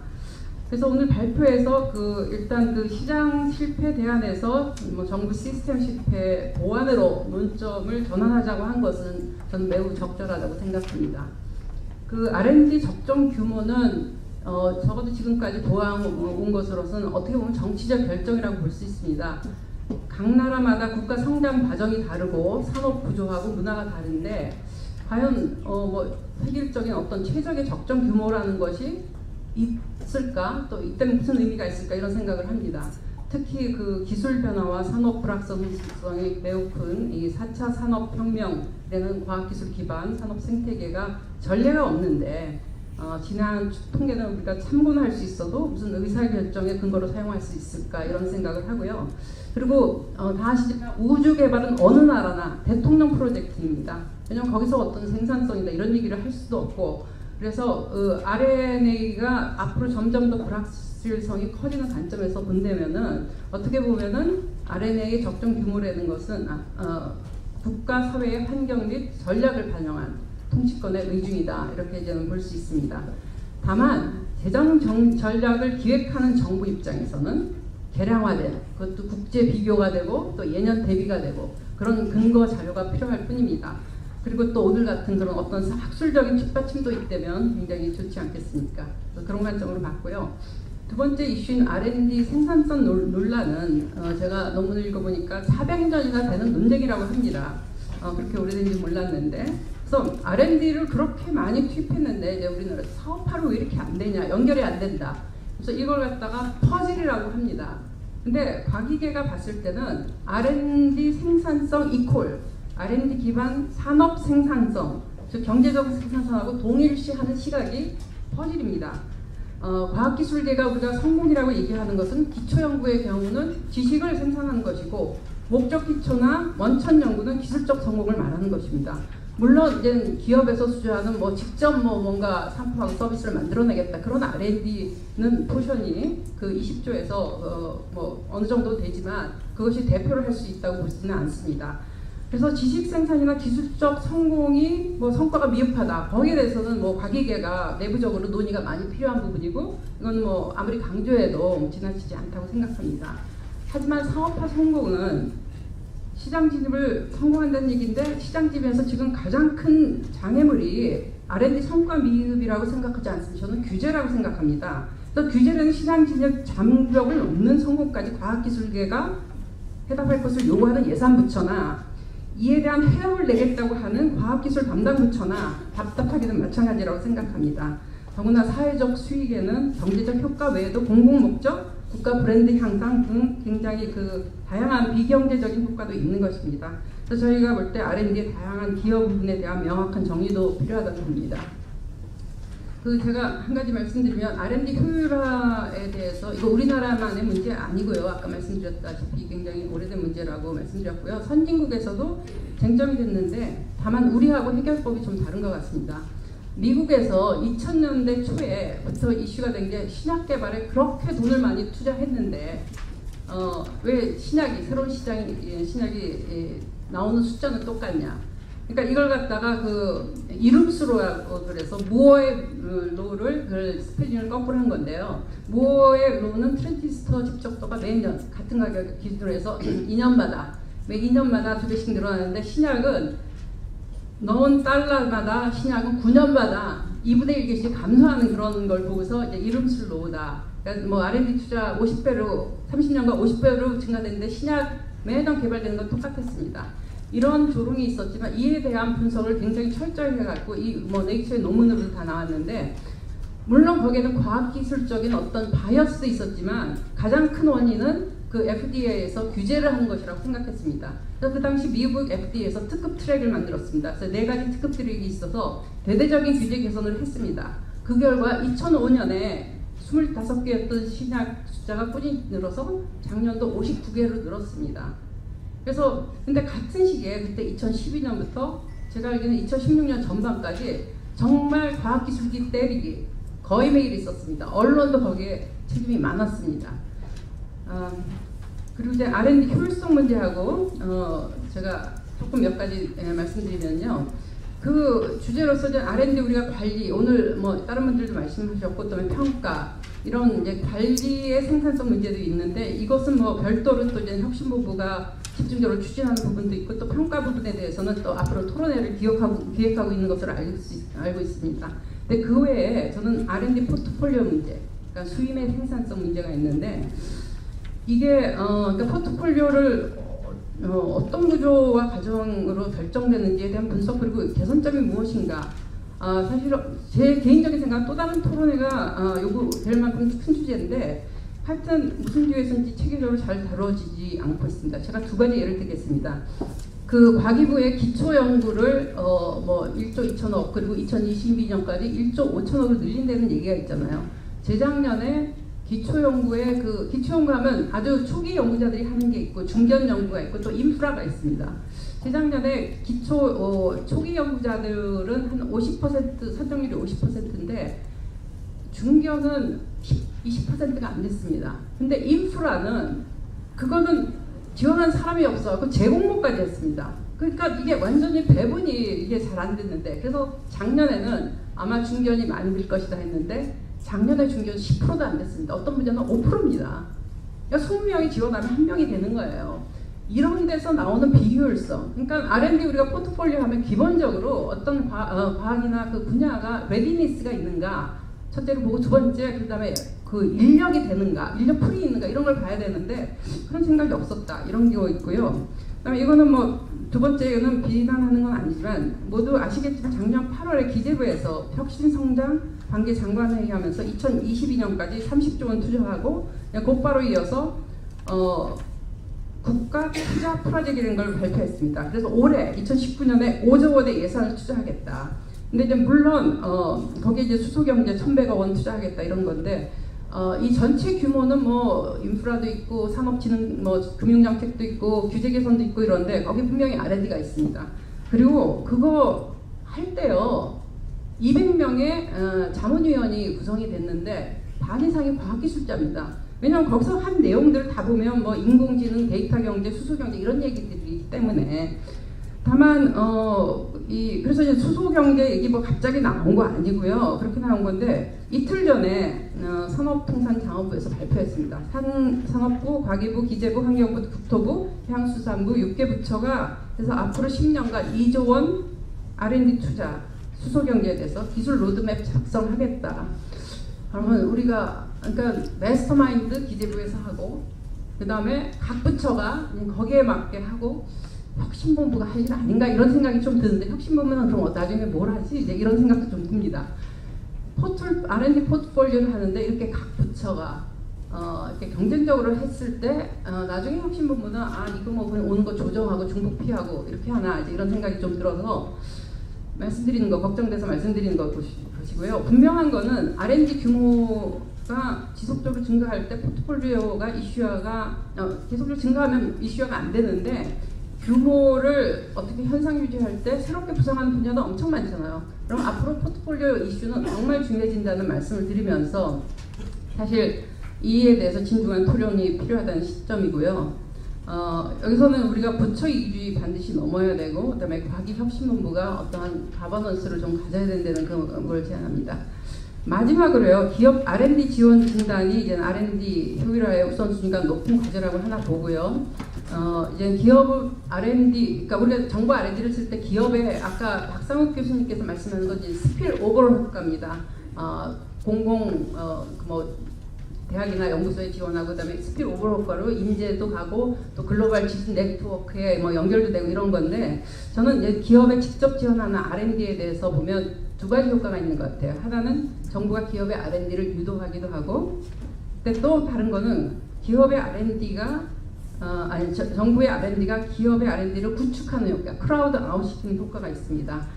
미국에서 그 SBIR, STTR 이게 규모가 한 3빌리언 정도, 그러니까 우리 돈으로 3조 원 정도 되는 건데 거기에 대해서 문헌 연구가 되게 많은데 정확히 1대1 구축 효과가 있다 이런 것도 있습니다. 그래서 저는 그 근본적으로 그 정리를 하면 이제 제가 볼 때 뭐 대기업이 전혀 정부 R&D를 하지 말라는 얘기는 아니고요. 대기업이 필요한 부분은 대기업이나 중견기업은 사실 자체 상품 서비스 개발에는 절대로 정부 R&D를 주체 역할을 하면 안 되고요. 산학연 연계 그리고 또 중소기업하고의 연계 이런 걸 하기 위한 가교 역할에서 필요하고요. 그리고 이제 중소기업 R&D는 이것은 사실 단기적인보다 상품 서비스 그러니까 미래 경쟁력 확보 분야에 집중하고 획일적 균등 배분 바람직하지 않다는 건데 이틀 전에 4차 산업혁명위원회에서 이런 제안을 했습니다. 업종별 협의체가 논의를 해서 민간 전문가와 같이 논의를 해서 업계가 필요한 기술을 선정해서 R&D 효율성 제고를 하겠다. 저는 이거 굉장히 좋은 아이디어라고 생각합니다. 그러니까 기업들에 나눠주는 것보다 그 업계가 그 업종에서 무엇을 필요하는가를 지원하는 것 그런 것들은 바람직하기 때문에 그런 방향으로 가지 않을까 이상입니다. 네, 감사합니다. 네, 안녕하십니까. 저는 과학기술전략연구소의 유경만이라고 합니다. 저는 이제 바이오 분야와 인프라 분야에 특화해서 전략적인 연구를 주로 하고 있습니다. 오늘 앞서 발표해 주신 그 이장재 박사님의 그런 내용 중에 정부 R&D 적정 규모의 실체화 해법 굉장히 어려운 것 같습니다. 갑자기 그 생각이 나더라고요. 매년 이제 키스텝을 통해서 발표하고 있는 정부 R&D 20조 원 시대지만 그 통계를 보면 기초연구, 기초 응용 개발, 또 기타 이렇게 크게 구분을 먼저 시작합니다. 그래서 기타 그러면 한 10% 미만이라고 생각을 좀 할 것 같은데 약 30%가 기타입니다. 그래서 기초연구, 응용연구, 개발연구의 기타 연구는 과연 뭘까? 저도 그 실체가 많이 궁금하기도 합니다. 그리고 아까 적정 규모에 대해서 크게 거론할 필요가 없다는 또 얘기도 해주셨는데 제가 주로 연구하고 있는 일은 거대과학 인프라는 특히 그런 것 같습니다. 갑자기 잔잔한 R&D가 가다가 갑자기 등장하거든요. 거대 연구 시설들이. 그럼 과연 적정 규모를 어떻게 판정하고 일반 R&D를 어떻게 압박을 어느 정도까지 해야 되는지 정말 어려운 것 같습니다. 또 두 번째 발표해 주신 주원 실장님 같은 경우도 많이 공감이 되는 게 두 가지가 있었는데 하나가 투자는 있어도 편익이 없다. 좀 이렇게 새로운 정부와 같이 이렇게 갑자기 등장하는 이 거대 인프라 시설은 이렇게 예타도 많이 면제해 주더라고요. 네, 그런 과연 저도 이제 편익이 되게 궁금한 이런 부분들이 많이 있고, 또 R&D는 유행이 있는 것 같더라. 아까 알파고 얘기하시면서 2000년대 보면 나노팹을 6개를 큰 거대 나노팹을 쳤던 기억이 나고, 또 상당히 많은 교육이 있었습니다. 또 2010년대 들어와서는 또 거대 가습기 시설이 4개가 동시에 진입이 돼서 많은 R&D도 사실 좀 알게 모르게 압박이 있었을 거라고 생각을 합니다. 그래서 많이 공감이 되는데, 거대 과학 인프라에 대해서 과연 적정 규모와 수요 이런 것들이 어떻게 해야 될까 좀 어려운 부분은 많이 있습니다. 그래도 그동안 좀 연구한 부분에서 약간의 해법을 좀 적어봤습니다. 그래서 한번 보시면 될 것 같은데요. 거대 과학 인프라는 다 아시는 것처럼 원자력, 핵융합, 가속기, 또 우주, 뭐 해양 특지, 상당히 그 막대한 그런 비용의 시설이 필요한. 그래서 정부는 500억 원 이상의 구축 비용이 들으면 이 대형 연구시설, 거대 과학 인프라로 보자라고 좀 합의를 본 적이 있습니다. 그래서 이런 것들을 다 카테고리화하니까 이 거대 과학 인프라 분야가 12개 분야가 됐었고요. 12개 분야를 2011년도에서 2019년도까지 얼마 들어가는 거와 앞으로 들어갈 거를 계산해 봤습니다. 그때 평균 4조 원이 넘게 들어갔고 평균 4천억 원씩 매년 소요가 돼서, 우리가 처음부터 계획 세운 게 아니라 이것들이 그런 R&D 하는 과정 중에 다 이렇게 들어왔기 때문에 과연 적정 규모를 뭐 정하는 것은 상당히 어려운 부분이지만, 그래도 시작점은 과거 10년 동안 투자된 그 정부 R&D 20조 원이라고 하면 2%인 4천억 원 정도에서부터 한번 원칙을 정해서 더 높아야 될지 더 낮아야 될지 이런 것들을 정하면 좋지 않을까 생각을 먼저 제안을 드리고, 그러면 이렇게 일정 규모를 매년, 예를 들어서 매년 정부 R&D에 이런 2% 4천억 원씩 일정 규모로 지원을 할 때 과연 가능할까? 제도 개선이 필요할 것 같습니다. 아까 과연 기타는 다 인프라인가, 30%가 다 인프라인가, 이런 모호성 속에 굉장히 있고, 또 기초연구나 응용연구, 개발연구 속에도 시설 장비가 굉장히 많거든요. 또 이러한 것들은 좀 정확하게 회계가 별도로 이렇게 계산되거나 분리되면 살림하기 좋을 것 같습니다. 정부 R&D 적정 규모 할 때. 미국도 정확히 구분되어 있습니다. 대형 연구시설은 다른 순수 R&D 연구와 대형 연구시설 항목이 있어서 구분이 되어 있고요. 또 독일도, 유럽도 되어 있습니다. 정확하게 대형 연구시설비가 매년 얼마큼 쓰여진다는 것을 리포팅을 하고 또 정부나 국민들한테 합의를 얻는 이런 부분들이 있는데, 우리나라는 아직까지는 약간 비빔밥처럼 섞여 있고, 그런 것들이 좀 체계적으로 지원하기가 좀 안 되고 좀 어려운 부분이 있는 것 같습니다.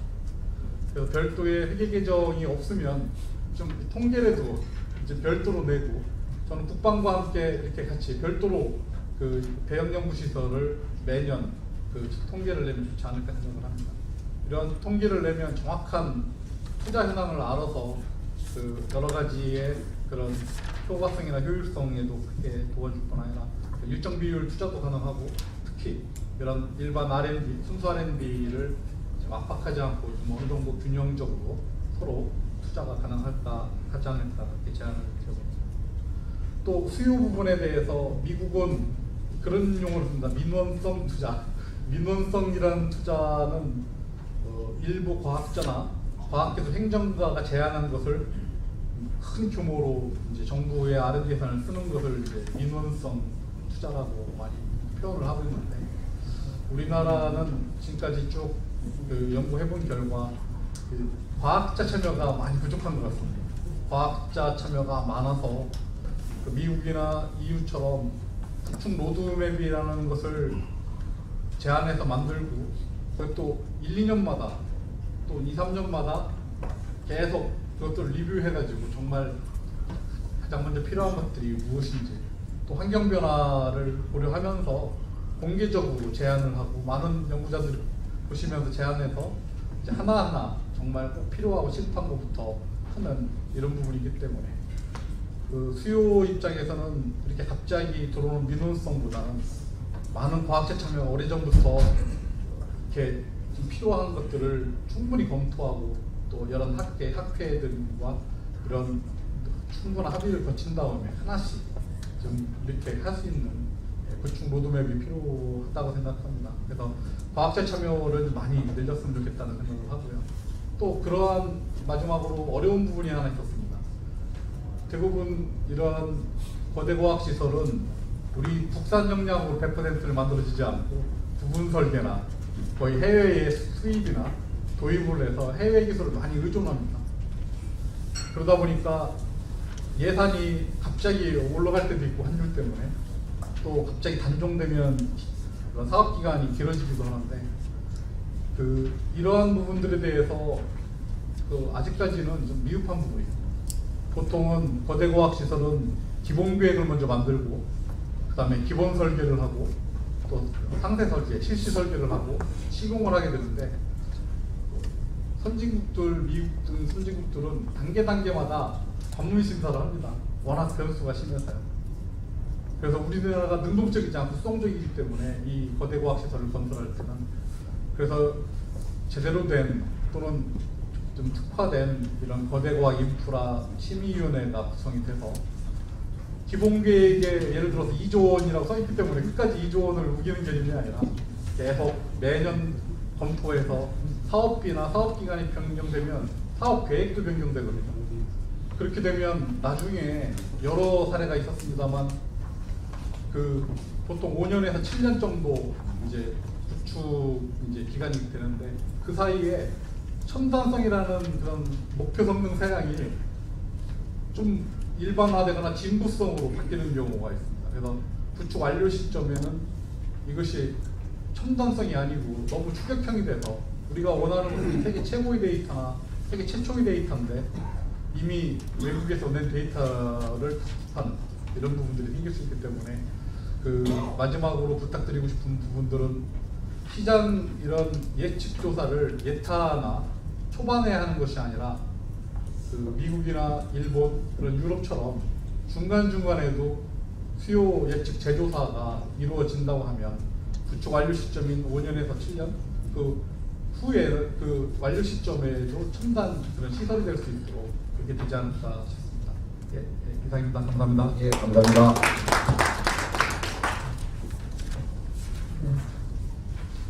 안녕하세요. 저는 연합뉴스에서 과학기술을 담당하고 있는 이주영이라고 합니다. 일단 이 콜로키움 주제를 처음 들었을 때 정보 R&D 투자 적정 규모, 사실 이렇게 정해진 것에 대해서 첫인상은 사실 좀 아쉽다.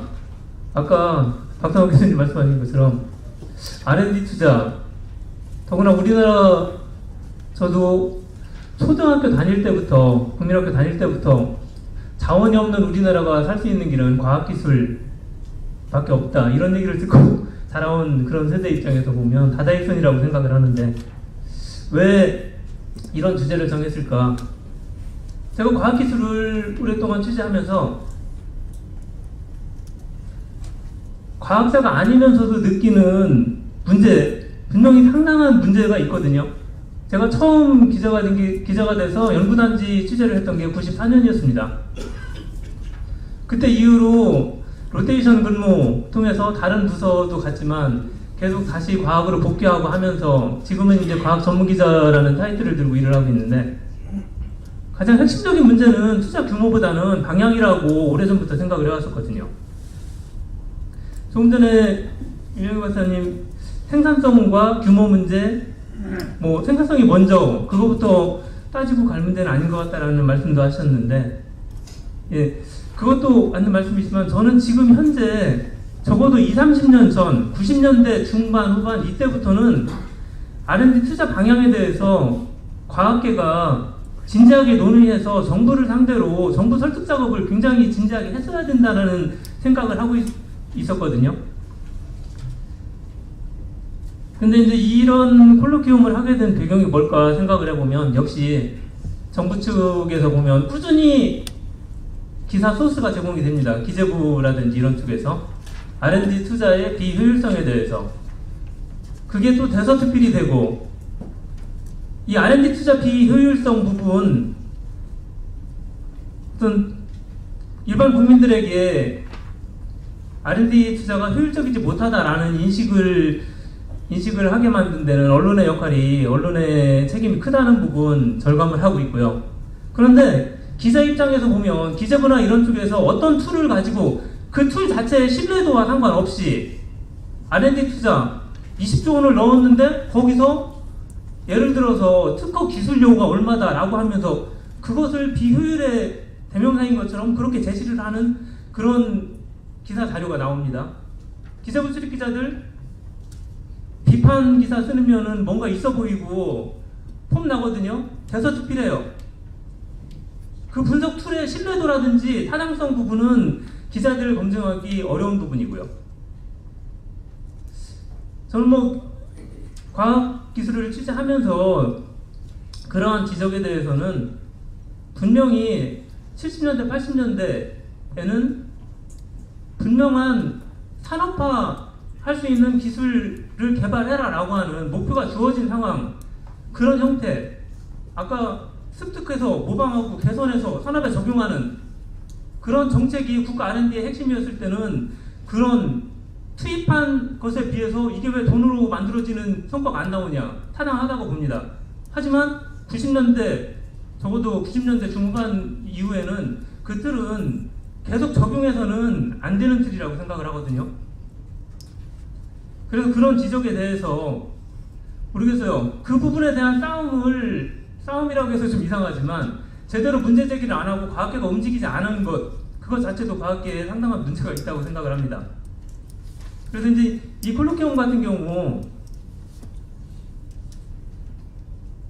과학기술의 비효율성을 지적하는 그런 틀에 저는 동의하지 않지만 또 한 가지, 이번 콜로키움이 국가 R&D의 적정 규모라고 하는 이런 논의를 통해서 혹시라도 현재와 같은 어떤 R&D 투자가 계속돼야 되고 확대돼야 된다라고 하는 그런 어떤 논리를 만들기 위한 거라면 사실은 저도 그 부분에도 역시 동의하기는 어려워요.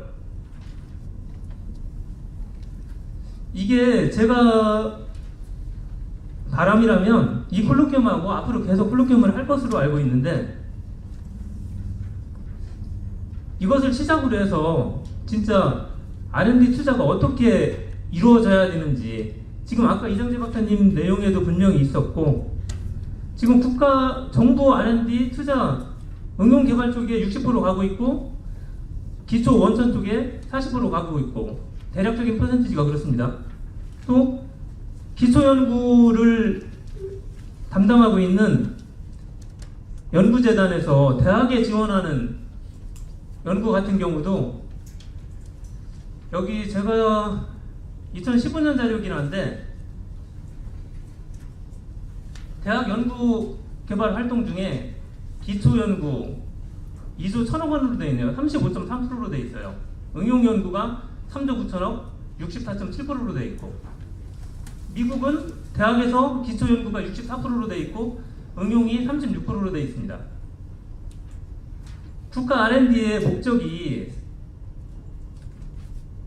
사업화, 산업화 많이 얘기를 하는데, 그거는 말 그대로 우리가 패스트팔로워로 따라갈 때 얘기고, 이제는 국가 R&D는 5년 후, 10년 후에 어떤 방식으로 혁신적인 발전으로 이어질 수 있는지 소재가 될 수 있는 응용의 소재, 기본적인 지식, 생산, 이쪽으로 국가 R&D가 뒷받침을 해줘야지, 지금 당장 예를 들어서 정부 교체기인 5년 안에 아니면 2, 3년 안에 성과를 내는 이런 틀을 가지고 계속 국가 R&D 주장을 하면 그거는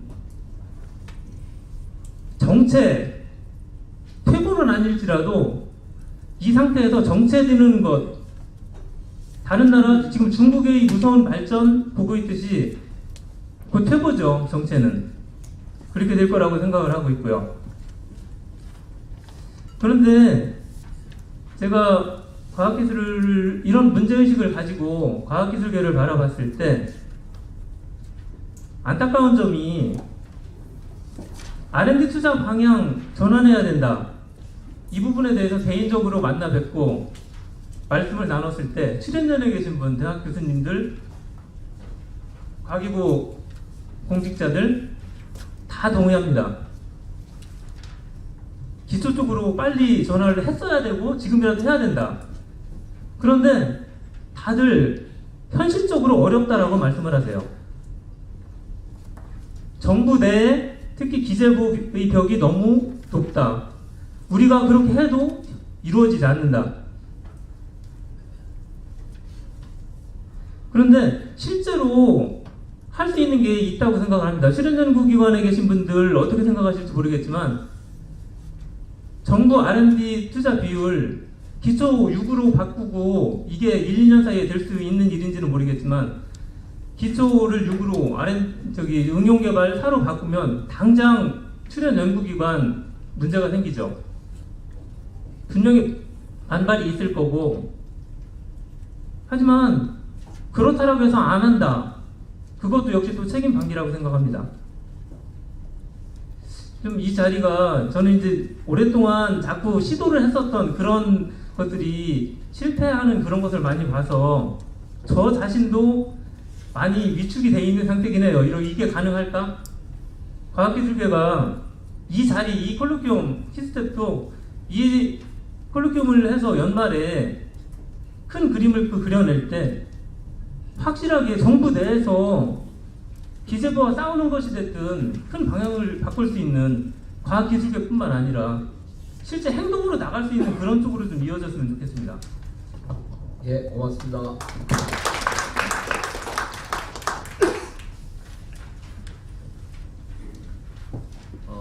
반갑습니다.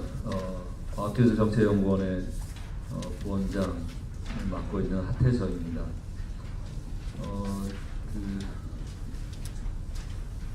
국가 R&D 투자 적정 규모.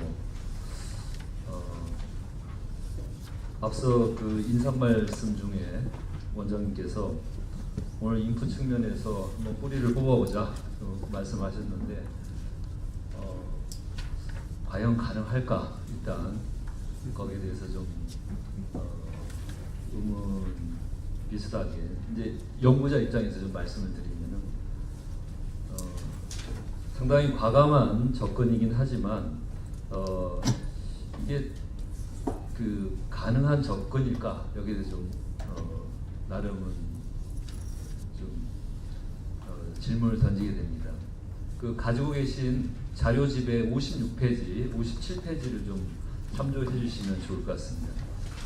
제가 이장재 소장님으로부터 전화를 받고 저는 사전 여기 기획 모임에는 참여하지 않았는데 2, 3일 전에 굉장히 중요한 그리고 어떻게든 국가 차원에서 또 국민들의 그런 공감대 이런 것을 형성할 필요가 있는 그런 부분이고 해서 방향성 측면에서도 기꺼이 참여를 하겠다고 했는데 나중에 이 내용을 쭉 받아보면서 잘한 결정이었는지 제가 스스로 의문이 들었습니다. 한 4가지 포인트로 제가 정리를 해봤는데요. 첫 번째로는 그 R&D 투자 효율성 문제를 한 10년 전부터 우리가 이야기를 해왔던 것 같습니다. 이 효율성 문제하고 적정 투자 규모 이 논의는 전혀 다른 거다. 그 폴 오머의 내생적 성장 이론을 처음에 이제 논의의 출발점으로 삼으셨는데 발표하시면서 어떻게 보면 투자 효율성 문제는 그 경제학적인 관점에서 보면은 생산함수하고 관련된 그런 접근이라고 볼 수 있겠습니다. 생산함수는 다시 이제 그 과학기술계 입장에서 보면은 R&D 시스템 그 부분을 다루는 것이고 투자 규모는 그 투입 요소의 양을 어느 정도까지 하는 것이 그 투자 효율성을 가장 높일 것인가, 목적함수를 높일 수 있을 것인가 이런 접근이다 보니까 이 두 가지 논의는 상당히 좀 비슷한 주제 같지만 전혀 결이 다르다. 그래서 투자 효율성 문제는 논의를 하다 보면은 자연스럽게 그것은 그 기획이라든가 예산 배분 방식, 그리고 포트폴리오, 그리고 연구 수행 주체, 기획관리 평가 시스템 이런 쪽으로 그것을 어떤 식으로 개선할 것인지 이렇게 귀결이 된다고 말씀드릴 수 있겠습니다. 반면에 이 그 투자 규모 이 부분은 사실 이론적으로 본다면은 이 생산함수 시스템이라는 것은 그대로 고정돼 있다는 전제하에 어느 정도 수준까지 투자를 하는 것이 가장 그 목적함수를 극대화할 수 있는 그 지점이 어디냐 이것을 판단하는 그런 문제가 되겠습니다. 그러다 보니 두 개가 맥이 굉장히 다르다 이 부분을 먼저 말씀을 드리고요. 두 번째로 제가 이제 지적했던 부분은 정부 R&D 적정 규모 문제는 이론적으로 잘 정의된 그 정책 아젠다로 보기 어렵다 이 말씀을 지적을 좀 했습니다. 일반적으로 우리가 이제 적정성 문제, 그 옵티멈이라든가 옵티멀리티 이런 부분을 이야기를 할 때는 목적함수가 잘 정의가 돼야 됩니다.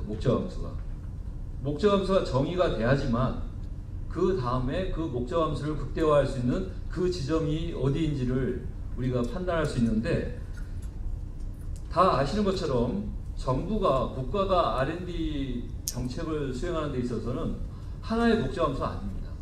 그 투자 분야도 굉장히 다르고, 우리나라는 그동안 이제 경제적인 분야의 비중이 50% 이상으로 큰 그런 우선순위를 차지하기는 했지만, 국방이라든가 보건, 의료, 교육, 뭐 여러 가지 그런 분야에 걸쳐서 이 목적함수들이 이게 그 하나의 총체적인 그런 구조로 만들어지기 때문에 단일한 목적함수를 정의하기가 어렵고, 그리고 또한 이 목적함수가 시간에 따라서 정권에 따라서 그 정책의 목적, 우선순위에 따라서 이게 달라집니다. 그렇기 때문에 목적함수가 정의되기가 어려운 그런 것이기 때문에 적정 규모, 투입량을 결정한다는 이런 접근이 이론적으로, 논리적으로 타당한 접근인가, 여기에 대해서 이제 문제의식을 갖게 됩니다. 앞서 그 폴 오머에 대해서 말씀하셨는데, 사실 그 폴 오머의 경제학적인 기여 부분은 그렇습니다. 사실 그 경제 성장론이라는 것은 1980년대 이후에 나온 이론인데, 그 이전에는 경제 발전론이라는 이런 분야가 있었습니다. 그래서 한 나라의 그 경제가 계속적으로 성장하는 데 있어서 필요한 것이 무엇이냐 이 이야기를 하면서 처음에는 노동에서 그 다음에 자본으로 왔다가 노동과 자본으로 설명되지 않는 다른 요소가 있겠다. 그것을 로버트 솔로우가 이야기한 TFP죠. 총요소 생산성. 그래서 총요소 생산성을 구성하는 것이 그 테크놀로지라는 부분이 가장 역할이 크다. 그 다음에 그때까지만 하더라도 이 테크놀로지가 어디에서 오는지에 대해서는 사실 명확하게 정의를 할 수 없었습니다. 그러니까 이것이 외생 변수로 다루어지다가 이제 폴 오머 쪽에 와서 그 부분을 이제 내생화하는 거죠.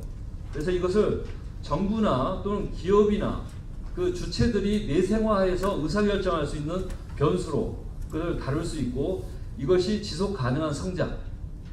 그러니까 기본적으로 경제라는 것은 투자에 의한 수학 체감의 법칙이 그 적용되기 때문에 시간이 지나면은 투입량을 늘리면은 그 성장률이 떨어지게 된다는 것입니다. 근데 이 부분을 해결하는 그 이론을 만드는 과정에서 내생적 성장 이론을 제시하게 됐던 거죠. 근데 내생적 성장 이론을 이론적으로 잘 정교하게 제시한 것은 경제학적인 그것은 분명히 평가할 만한 부분인데, 그 다음의 문제는 좀 다릅니다. 이것을 측정의 문제. 그러니까 데이터를 가지고서 그것을 계량적인 모델로 해서 측정하는 것은 또 다릅니다. 그래서 그 이후에 나온 여러 가지 뭐 생산성 패러독스라든가 이런 것들이 여전히 경제학적에서도 사실 이 메저먼트 문제하고 계량적으로 이 수치를 뽑아내는 것은 전혀 다른 문제다. 이 부분을 좀 말씀드릴 필요가 있겠습니다. 세 번째로 그 제가 그 57페이지 그 그래프를 이 자료 검토 자료를 좀 만들면서 OECD 주요국들을 좀 분석을 한 것인데, 그 위쪽 그림 1을 보시면은 우리가 이제 적정 투자 규모라든가 R&D 정책을 이야기할 때 다른 나라의 사례들을 비교 분석을 많이 합니다.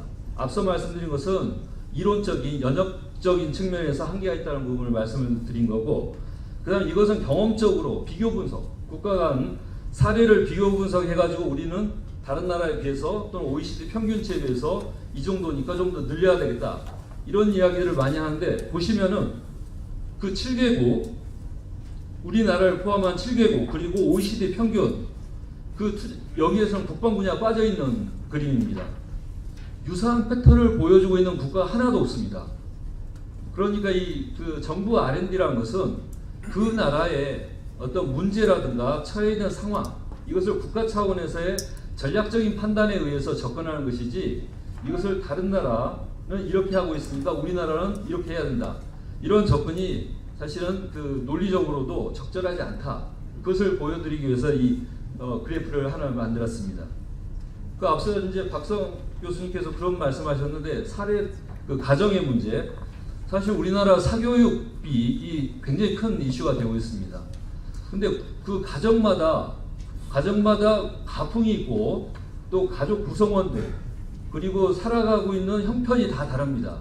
일률적으로 미래를 위한 교육비를 어느 정도 지출해야 된다, 이것을 누군가가 그것을 획정해가지고 이야기를 하는 것은 굉장히 무모한 접근이 될 수 있습니다. 마찬가지로 어떤 나라는, 예를 들면 이스라엘 같은 나라는 R&D라는 것을 굉장히 전략적으로 그것을 활용하는 거죠. 우리나라도 마찬가지입니다. 근데 반면에 미국이란 나라는 R&D라는 것이 굉장히 그 플렉서빌리티가 높은 그런 분야입니다. 필요에 따라서 큰 폭으로 늘어났다가 어떤 경우는 상당히 큰 폭으로 또 떨어지기도 합니다.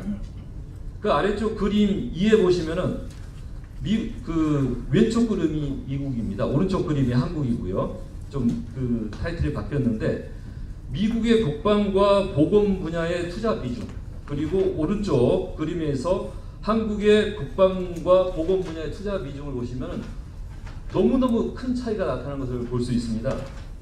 두 가지 분야만 놓고 보더라도 미국 같은 경우 국방 R&D가 그 2차 대전 이후에 50% 이하로 떨어진 적이 거의 없습니다.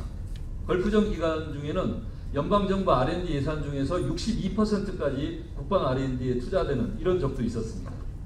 평균 55% 내외를 투자를 하고 있습니다. 근데 반면에 우리나라는 지금 한 13%, 14% 정도 국방 쪽에 투자를 하고 있습니다. 보건 쪽만 보시더라도 미국은 앞서 말씀하신 것처럼 40조 정도 우리나라 돈으로 비중으로 치면 지금 28% 정도가 되는데, 우리나라는 3% 정도. 이처럼 각 국가가, 정부가 운영하고 있는 그 정부 R&D의 어떤 정책이라는 것은, 규모라는 것은 그 국가의 초기 조건, 발전 경로, 그 국가가 현재와 미래에 직면하게 될 여러 가지 문제에 대한 상황 인식, 그리고 그 문제를 풀어가는 어떤 방식, 여기에 따라서 이게 결정되는 것이기 때문에 이것을 획일적으로 정량적으로 접근한다는 것이 굉장히 무모하다. 이것을 이론적으로나 경험적으로나 동일하게 이런 결론을 말씀드릴 수 있을 것 같습니다. 그렇다면은 지금 의욕적으로 키스텝에서 국가 R&D 투자 적정 규모, 이 앞에 타이틀을 또 멋있게 붙이셨어요. 이것을 정책 이슈라고 하지 않고 난제라고, 어려운, 이걸 키스텝에서 알고 있는 거죠. 이걸 굉장히 어려운 문제이긴 하지만, 그러나 20조 시대에 어떻게 보면은 이게 국민적인 관심, 그리고 정부의 타 부처에서도 여기에 대한 견제가 들어오기가 굉장히 용이한 그런 상황이 있다 보니까 이 문제를 어떻게든지 한번 접근해보자 해서 이제 난제라는 타이틀을 붙이고 이게 접근하셨는데, 이제 마지막 네 번째 그 포인트 그 부분입니다. 이 정부 R&D의 적정 규모 문제는 사실 정치학 이론이나 모델, 경험적인 방법론으로 접근하는 것은 굉장히 무리다. 그럼에도 불구하고 R&D의 역할 재정립과 전략성 강화 측면에서 이 문제를 정량적이고 계량적이기보다는 휴리스틱하게 접근하는 것은 충분하게 정책적인 그런 의의가 있다. 저는 그렇게 보고 있습니다. 그래서 아까 이정재 소장님 말미에 12월 달에 구체적인 수치를 적정 규모에 대한 수치를 그때까지 준비를 해서 발표를 하시겠다 이런 말씀하셨는데 사실 좀 그것은 좀 현재로 봤을 때는 굉장히 우욕적인 접근이긴 하지만 좀 쉽지 않은 그런 것이다. 다만 이런 논의를 계속적으로 활성화해서 국가 차원에서 그리고 국민적인 공감대를 형성해 나가는 것은 충분한 의의가 있다. 이렇게 좀 말씀을 드리면서 마무리를 짓겠습니다. 네, 수고하셨습니다. 네, 안녕하십니까. 대전대 현병환 교수입니다. 제가 성이 현시다 보니까 저 나중에 하는데 좋기도 하고 나쁘기도 하고 그렇습니다. 저는 좀 짧게 말씀드리는데 제가 그 토론을 요청받을 때 두 가지 자격으로 얘기를 해달라 이렇게 말씀을 들었습니다. 하나는 이런 것들을 연구하고 고민하는 기술혁신학회라는 학회가 있어서 제가 회장이니까 그 의견을 좀 말씀을 하라는 얘기고, 그보다 더 중요한 거는 지금 정부 주도로 산업을 일으키는 대표적인 형태가 바이오 쪽입니다. 그래서 그 바이오를 제가 30년 동안에 그 일을 했기 때문에 그 경험을 좀 얘기를 해라는 그런 주문을 받았습니다. 그래서 그 두 가지 말씀을 좀 드릴까 합니다. 먼저 그 첫 번째로 기술혁신학회가 보는 정부 연구비의 문제입니다. 지금까지 논의된 내용 그대로입니다. 그러니까 양과 질의 문제에 관한 학술적 연구가 왕성하게 일어나고 있고 매년 100편, 200편씩 그 논의를 지금 하고 있는데 결론적으로 양적 부분에서는 2015년도에 저희들이 정부 예산 중에서 5%를 이 과학기술 쪽에 썼습니다. 근데 지금은 이제 아까 보신 것처럼 4.4% 정도인데 이거를 5% 수준까지는 계속 유지를 했으면 좋겠다라는 것이 제 학계의 의견이다 이렇게 말씀을 드립니다. 그리고 효율화 문제는 전혀 다른 또 하나의 많은 왕성한 논제를 지금 가지고 있고 또 여러 가지 전략들이 얘기가 되고 있습니다. 두 번째 바이오 말씀을 좀 드릴까 합니다. 바이오 말씀을 드리는 이유는 바이오 산업이 지금 이제 아시는 것처럼 기간 산업의 첫발, 두 발도 아니고 이제 첫 발에 들어서면서 드디어 이제 수출 전략 품목의 18대 품목이었는데 19대 품목이 한 개가 추가가 됐습니다, 작년에. 그만큼 이제 바이오가 기간 산업의 첫 발에 이제 들어섰습니다. 근데 저는 지난 30년 동안 이 바이오를 같이 해온 사람으로서 전형적으로 국가가 주도해가지고 억지로 끌어당겨가지고 여기까지 온 사람이다. 저는 이렇게 정의를 내립니다.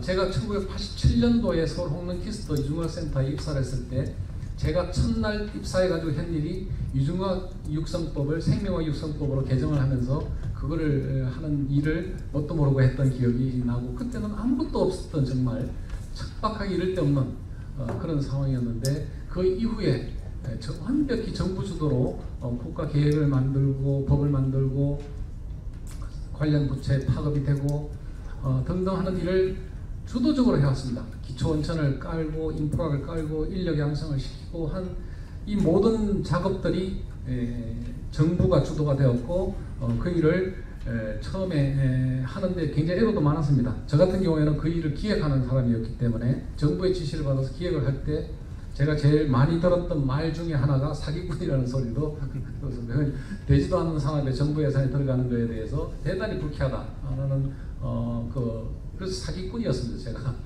그래서 사기꾼이 안 되려고 무지하게 애를 썼던 기억이 있었습니다. 근데 지금 어떻게 됐습니까? 그렇게 해서 정부 주도로 했던 20년 이후에 지금 현재는 드디어 기간 산업의 첫 발에 들어섰습니다. 보시는 것처럼 이제는 그 바이오 창업이 작년에 300개가 이루어졌고요. 그 다음에 벤처 캐피탈에서 바이오 쪽의 투자가 제일 많았습니다. 8천억을 지금 캐피탈에서 투자가 이루어졌고, 코스닥 20개 중에서 10개가 바이오에 상위 바이오 10개가 지금 들어가 있고, 그 다음에 무엇보다도 자랑스러운 거는 그 전에 많은 학자들이 외부 글로벌 신약은 2상밖에 안 된다고 했는데 지금 3상 대기 중이 가지고 스타트돼서 금전에 지금 터져 나오는 게 심사받을 게 한 20여 개가 됩니다. 상상이나 되겠습니다. 그리고 수천억짜리 기술 이전이 지금 무지하게 이루어져 오고 있고요. 이런 모든 것들이 지금 그동안에 그리고 그렇게 간절하게 바랐던 대기업의 진출, 이것이 지금 아시다시피 삼성부터 해서 모든 대기업들이 지금 여기에 완전히 지금 거의 뭐 차세대 성장 산업으로 몰인한데, 이게 격세지감도 이런 격세지감을 느낄 수가 없습니다. 사기꾼에서 완전히 기관사를 적발해 들어온 그런 느낌입니다. 이게 정부의 투자의 값입니다. 이게 아무것도 없을 것 같지만은 그 노력을 통해서 한 번 한 번 전진해가지고 그것이 폭발적으로 되는 시기를 겪게 되는 것입니다. 그게 이렇게 본다면은 그동안에 많은 논란이 있었던 그 예산 투자의 문제에 대해서 결국은 시간이 지나서 또 평가해야 될 시점도 온다는 것을 우리 바이오가 지금 보여주고 있다는 것을 말씀을 드리고, 동시에 여기에서도 똑같은 문제가 있습니다. 양적인 문제와 효율화 문제가 있습니다. 그러니까 역시 이제 바이오도 이 효율화 문제는 똑같이 거쳐가야 될 문제가 있습니다. 그래서 효율화 여러 가지 아이디어들이 있지만은 어쨌든 지금 그 효율화 부분에 대한 논의도 왕성하게 일어나서 양과 질이 동시에 병진해서 기간 산업으로 갈 수 있는 시스템을 구축하는 게 학자의 역할이고 정부의 역할이고 또 많은 그 국민들의 그 바람이 아닌가 이렇게 생각합니다. 예, 이상입니다. 예, 고맙습니다. 발제자 못지않게 토론자들도 사실 그 많은 시간을 가지시고 열심히 해주셨습니다. 저도 이제 개인적으로 하태정 부원장을 한번 토론자가 아닌 발제자로 한번 모셔서 다른 의견도 한번 들어봤으면 하는 생각도 듭니다. 시간이 한 31분 남았는데요. 오늘 주제 발표를 하신 사람이 대답하시기 전에 저는 아까 발제하신 사람한테 이 의견은 동의할 수 없다든가 다른 의견이 있으시다든가 한번 기회를 드리려고 합니다. 그 전에 플로어에서 한 2분 정도 질문도 좋고 아니면 짧게 이렇게 하는 게 좋겠다는 방향 제시도 좋고 있으시면 그거 받고 다시 돌아가 보겠습니다. 플로어에 계신 분이 아무도 안 떠나세요. 저 깜짝 놀랐습니다. 이렇게 관심이 있으신 거 아는 거예요. 없으세요? 마이크 여기다 갖다 주시죠. 짧게 좀 해주시기 부탁드립니다.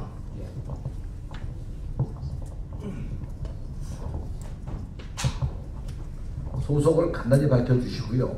분야도 좀 밝혀주시면 감사하겠습니다.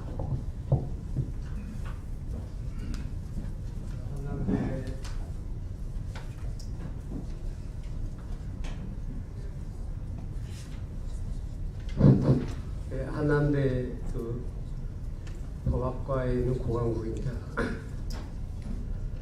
아까 주원 실장님이 저는 이제 그 헌법 개정과 그 과학기술 규정 이게 굉장히 이슈가 됐습니다. 그래가지고 문재인 대통령이 헌법 개정안에도 이 과학기술 규정을 개정한 안을 제출했었습니다.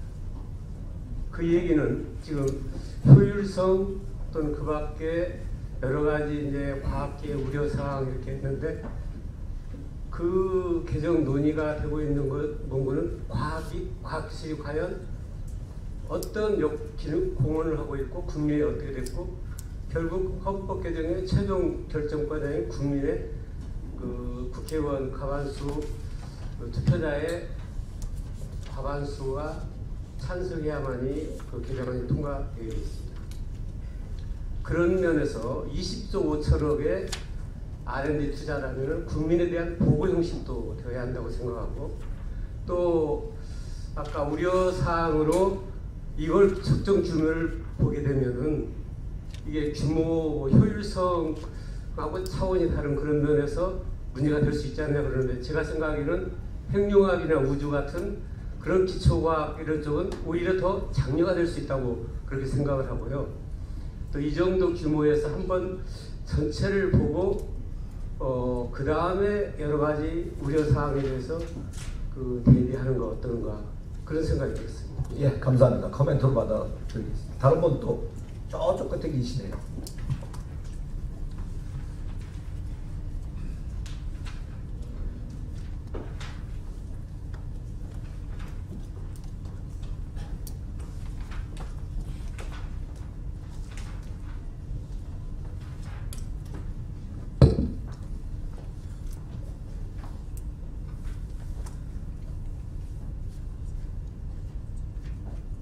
한산대학교 임상병과 김종규 교수입니다. 그 두 가지 물어보겠습니다. 저는 개인적으로 그 국가에서 주도하는 그 R&D 그 기술을 제 개인 생각으로 집중 투자를 해가 성과를 내야 될 것 같고, 이때 그 민간이나 국가나 대기업이나 중소기업이나 업종별로 어떤 그 전체 시나리오 로드맵으로 이 전체 관리가 필요할 것 같습니다. 그래서 뭐 코옥한다든가 중복 투자라든가 통합 관리를 점검한다든가, 그래서 이 전체적으로 이렇게 우리나라 전체 그 연구 개발에 대한 거를 이 통합적으로 봐가 어떤 가장 효율성을 기할 필요가 있다는 점 하나고, 그 다음에 그 최근에 그 국가 그 R&D 그 연구 개발에 대한 그 성과를 그 1등부터 10등까지 그 목록을 쫙 발표하고 우수 성과자에 대한 그 포상을 하는, 그래서 이걸 그 대대적으로 이렇게 이 그 신문 방송을 통해서 알려가지고 하는 것이 좋지 않겠나 이런 생각입니다. 예, 감사합니다. 대부분 답이 있으신 걸 여쭤보셨던 것 같은데요. 그렇게 정부가 하고 있는 거로 알고 있습니다. 뭐 코멘트 하시죠? 이 의원님 코멘트 좋습니다. 마이크 좀 갖다 주시죠.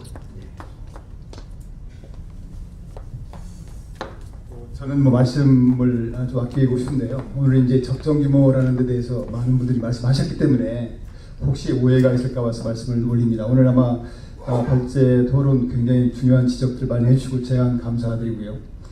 적정 규모라는 표현이 조금 안 맞는 것 같아요. 저희가 원래 의도했던 것은 정부 R&D 투자 과연 충분한 건지 부족한 건지 이런 거에 대해서 논란이 많아서 저는 사실 좀 위기의식이 있어요. 예를 들어서 우리가 2016년에 갑자기 R&D 투자가 전년 동으로 갔어요. 1.1%였어요.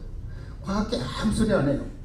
과학이 미래라고 하면서도 2016년, 17년, 18년 1% 뛰었습니다. 2019년 예산만 해도요. 아까도 발표가 나왔지만 정부 총 예산이 9.7% 증가주로 잡았어요. 과학투자는 3.7%였어요. 환영했지 않습니까? 환영한 게 아니지 사실은. 제꼬레비인데 증가율이. 그러면 이제 2020년 예산 금년에 다음 달에 시작하는데 저는 그런 위기의식이 있어요. 과학기술 투자 너네 너무 많네 이제. 그래서 과연 과학기술이 그렇게 지금 경제나 모든 면의 어려운 부분에 대해서 희생양처럼 당해야 되느냐. 아니다. 과학기술이라는 것은 지금 흔히 기업 투자라든가 정부에서 기업에 주는 그런 거 외에도 오늘 많은 분들이 말씀해 주신 것처럼 기본적으로 기초원천을 통한 인력을 양성하는 것이다. 그리고 교과서에는요. 무슨 이게 국가 R&D라는 것이 기업 경쟁력 제고보다도 공유성 기술, 각종 공공기술, 삶의 질, 사회문제 해결, 빅사이언스, 라지 R&D 퍼실리티 다 이런 거잖아요. 그런 것들이 어떻게 효율성과 연계가 됩니까 사실은. 그래서 저희가 지금 다음 난제는 뭐냐면은 지금 많은 분들이 얘기하는 코리아 R&D 패러독스라든가 고비용 조율 구조 이게 온당한 지적이냐 이런 취지로 가려고 하는데 오늘은 사실은 이 적정 규모를 뭐 이론적으로 말이 안 되죠. 그래서 혹시 오해할까 봐서 말씀만 드렸습니다. 네. 교수님 저는 적정 규모는 꼭 많다는 걸 보지 않았습니다. 아니 그래서요. 저는 예전에 우리가 개발연대 때 아까 말씀드린 것처럼 개발연대 때 SOC나 교육 투자에 애트리스트 얼마 정도를 투자해야 되겠다는 것처럼 캠페인으로 과학기술계가 대한민국의 미래가 과학기술이라는 게 아무리 어려워도 이렇게 과학기술을 위해서 투자를 늘리시게 되는 김상석 원장님 박수 한번 크게 쳐주십시오. 감사드립니다. 자, 아까 그 발제자보다는 조금의 토론자가 조금 더 하겠다 말씀 못하신 부분이 있으면 몇 개 좀 하시고 오늘 주제 발표하신 사람한테 마이크를 옮겨서 대답을 한번 들어볼까 하는데요. 우리 박사님 그대로 충분히 하신 거예요? 아니면 아까 모자라신 거 있어요? 1분 하셔도 좋습니다. 2분도 괜찮습니다. 예, 좀 분위기가 그래도 마지막에 화기해지고 있는 것 같아서 아주 짧게 힘내라 이스라엘, 힘내라 독일, 힘내라 차이나 하겠습니다. 왜냐하면 우리 과기정통부 공무원들께서 이런 게 있어요. 2017년도에는 우리나라 GDP 대비 R&D 투자가 4.17%였고 이스라엘이 4.3%였습니다. 세계 2등이었어요. 신문이 보도자료가 크게 나왔습니다. 세계 2위 이렇게 나왔어요. 2018년에 세계 1위가 됐어요. 4.5%로. 그래서 보도자료가 세계 1위 이렇게 작게 나옵니다. 무슨 얘기냐면 2등일 때는 우리보다 더 쓰는 나라도 있다 이러면서 안도하는데 우리보다 더 쓰는 나라가 없으니까 불안해하는 게 있습니다. 그래서 오히려 이스라엘이 좀 더 분발해줬으면 좋겠다. 계속 1등을 좀 했으면 좋겠다는 생각. 이스라엘의 경제 규모는 우리나라 4분의 1이 안 됩니다. 경기도보다 경제 규모가 작은 나라입니다. 그래서 우리나라처럼 이런 그 과학기술 및 산업 강대국하고 비교하기에는 어렵습니다. 어쨌든 그래도 우리 앞에 하나 있으면 마음이 놓이는 것이고, 독일은 왜 말씀드리냐면 미국의 경제지인 블룸버그가 매년 세계 경제 혁신 지수를 발표를 하는데 2016년부터 2019년 1월까지 5년 연속 한국이 1위입니다. 압도적으로 혁신 이코노미, 이노베이티브 이코노미 1위인데 이거는 신문에 크게 나지 않아요. 1등은 우리가 불편하기 때문에.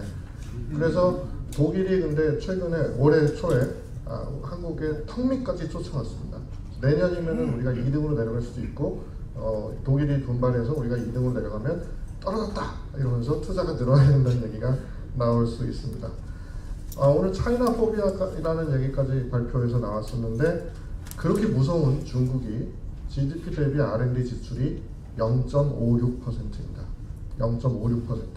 우리보다 한참 뒤에 있는 거죠. R&D 차원에서 본다면. 물론 뭐 나라가 어마어마하게 크니까 그런 착시 효과도 있습니다만, 중국이 만약에 3%, 4% 이렇게 하는 날이 온다? 그럼 우리는 정말 패닉에 빠져서 7%, 8%도 적다고 얘기할 겁니다. 그래서 힘내라 이스라엘, 힘내라 독일, 힘내라 중국으로 마무리하겠습니다. 코멘트 받지 않고 또 우리 코멘트 하신 분 더 발표하실 거 이거 없으세요? 그럼 일단 주원 시장님한테 먼저 마이크를 돌려볼까요? 뭐 더 좋은 얘기를 많이 하셨기 때문에 제가 특별히 뭐 다른 말씀을 안 드리고요.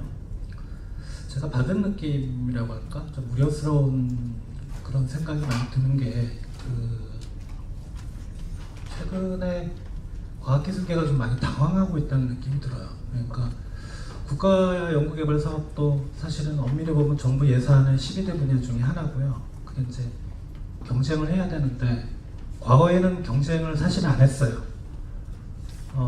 제발 발표 자료에도 있었지만은 배려를 많이 했고요. 근데 한 4, 5년 전부터 이제 전체 예산 증가율보다 국가연구개발 사업 예산 증가율이 낮아졌다는 건, 그리고 아까 원장님께서도 말씀하셨는데 그렇게 낮아졌음에도 과학기술계에서 아무런 얘기가 없더라. 많이 좀 당황하신 것 같고요. 혹시나 당황을 한 게 앞으로 이제 방어 기제가 작동하진 않을까. 그러니까 그런 거죠. 그러니까 니네들이 좀 천박하게 말씀드리면 니네들이 과학기술을 어떻게 알아? 과학계를 어떻게 알아? 그러니까 성층권에서 벌어지고 있는 그런 차원 높은 고도의 투자인데 니들이 뭘 알아? 이러면서 또 벽을 쌓지는 않을까? 근데 이거를 좀 과거로 돌려서 얘기를 하면 과학기술계에서 그렇게 반응을 안 하셨던 게 혹시 그런 것 때문은 아닐까? 이게 첫 번째 우려고요. 마지막으로 또 하나 우려스러운 거는 예산을 더 늘려달라, 그리고 더 기다려달라, 이 얘기를 혹시 과기부나 기재부나 국회에다 대고 하는 말은 아닌가? 그러면은 그건 타겟이 잘못됐다고 생각합니다. 그러니까 국가 R&D 투자 적정 규모가 얼마인지 저도 몰라요. 예. 그리고 더 기다려달라 그러면은 국민들은 기다려줄 수 있습니다. 타겟을 그쪽에 잡으실 게 아니고요. 왜냐하면 행정부 임기 5년이고 국회 임기 4년입니다. 그러니까 국민에 대해서 말씀을 하셔야죠. 그리고 이런 자리는 사실은 적정 규모를 추정하는 것보다는 그런 게 오히려 더 앞으로 과학기술의 미래를 위해서 바람직하지 않을까, 그런 거죠. 한국 사회에서 과학기술 그리고 국가연구개발 사업이 이런 역할을 했었고, 그리고 우리는 이런 능력이 있고 앞으로 더 잘할 수 있다, 이런 능력을 보여주는 자리였으면 오히려 낫지 않았을까, 저는 개인적으로 그렇게 생각합니다. 예. 고맙습니다. 우리 이 소장님. 네, 정말 다양한 논의, 저는 충분하게 그 현상을 좀 말씀해 주시고 또 다 뭐 수용할 수 있다고 좀 생각이 듭니다. 왜 제가 여기에 그 크게 8페이지에 이 R&D 투자 적정 규모라는 부분을 이 짧은 시간에 6개로 나누어서 제가 설명을 드렸는지 아마 곰곰이 보시면 어떠한 고민들이 들어있는지 분명히 효율성과도 다른 문제이고 또 적정 규모라는 자체도 이런 식으로 봐서는 안 된다는 걸 더욱더 강조하기 위해서 내세운 부분이 있다는 걸 아마 충분히 이해를 하실 것 같습니다. 그럼에도 불구하고 다뤄야죠. R&D 투자 부족하다, 많다? 그럼 어떻게 할 것이냐? 그러면 얼마 투자하면 좋아? 그러면 적어도 지금 이러이러한 형태로 노력했을 때는 그래도 이 정도는 지금 나올 수 있다는 걸 저는 보여줘야 된다고 생각됩니다. 그리고 이 접근을 통해서 앞에서 그 많은 분들이 말씀하신 특히 우리 하태영 부원장님 말씀하셨듯이 이것 결국은 적정의 문제인데 이걸 어떻게 우리가 할 수 적정하게 규모를 다룰 수 있을 것이냐 할 수 없다는 거 보여줘야 되는 거죠. 그렇다고 저희가 지금 이거 다루지 않고 더 해야 된다. 우리 이만큼 잘했다. 과연 그렇게가 설득이 될 것이냐는 저런 부분을 이번에 한번 다루고자 했었습니다. 결국 이렇게 해서 그 부분에 대한 문제가 분명히 다른 쪽으로 방향성을 가지고 정확하게 실체를 보고 우리가 접근하는 노력을 좀 기울여야 된다는 부분을 조금 더 제가 좀 강조하려고 했던 부분이 있고요. 또 저는 효율화 문제는 그간에 정말 많이 다뤄왔습니다. 정부 바뀔 때마다 심지어 매년 효율화 문제는 다뤄왔습니다. 효율화 문제를 저는 지금 방식으로 다뤄서는 안 된다고 봅니다. 분명히 다른 시각에서 지금 한번 보라볼 필요성이 있다는 부분을 좀 말씀을 드리고요. 계속 저희가 지금 추구하는 게 과기계가 지금 경제계나 특히 이번에 지금 대상이 되고 있는 정부 예산을 다루는 부처가 과기계 쪽으로 오라. 저는 그렇게 해서는 절대로 오지 않는다고 생각됩니다. 과기계가 과감하게 다가가야죠. 다가가서 적어도 이런 정도의 우리의 어떤 노력을 당신이 원하는 방향으로 봤을 때도 지금 이런 상황이기 때문에 과기계가 이 정도로 노력하고 있고 이 부분에 대해서 당신의 논리를 우리가 봤을 때는 이 논리에 문제가 있다는 걸 조금 더 정확하게 좀 제시를 하면서 실제로 과기계의 역할들을 앞으로 찾아나가는 노력이 굉장히 필요하지 않을까 부분을 이번 실제로 발표에 많이 고민을 담았던 부분이고요.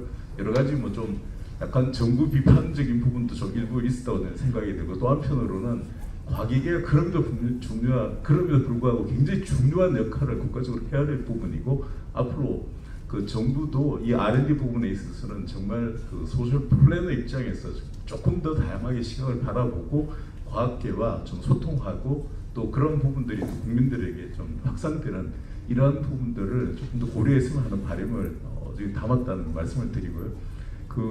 연말에 저희가 수치 다 무리하신 저희도 마찬가지입니다. 왜 수치를 연말에 저희가 발표하기로 이제 여기에 담았느냐? 그만큼 어렵기 때문입니다. 그때도 정확한 수치를 못 낼 수 있습니다. 그렇지만 한번 노력은 해보겠다. 최근에 어떤 모든 경제학적 방법을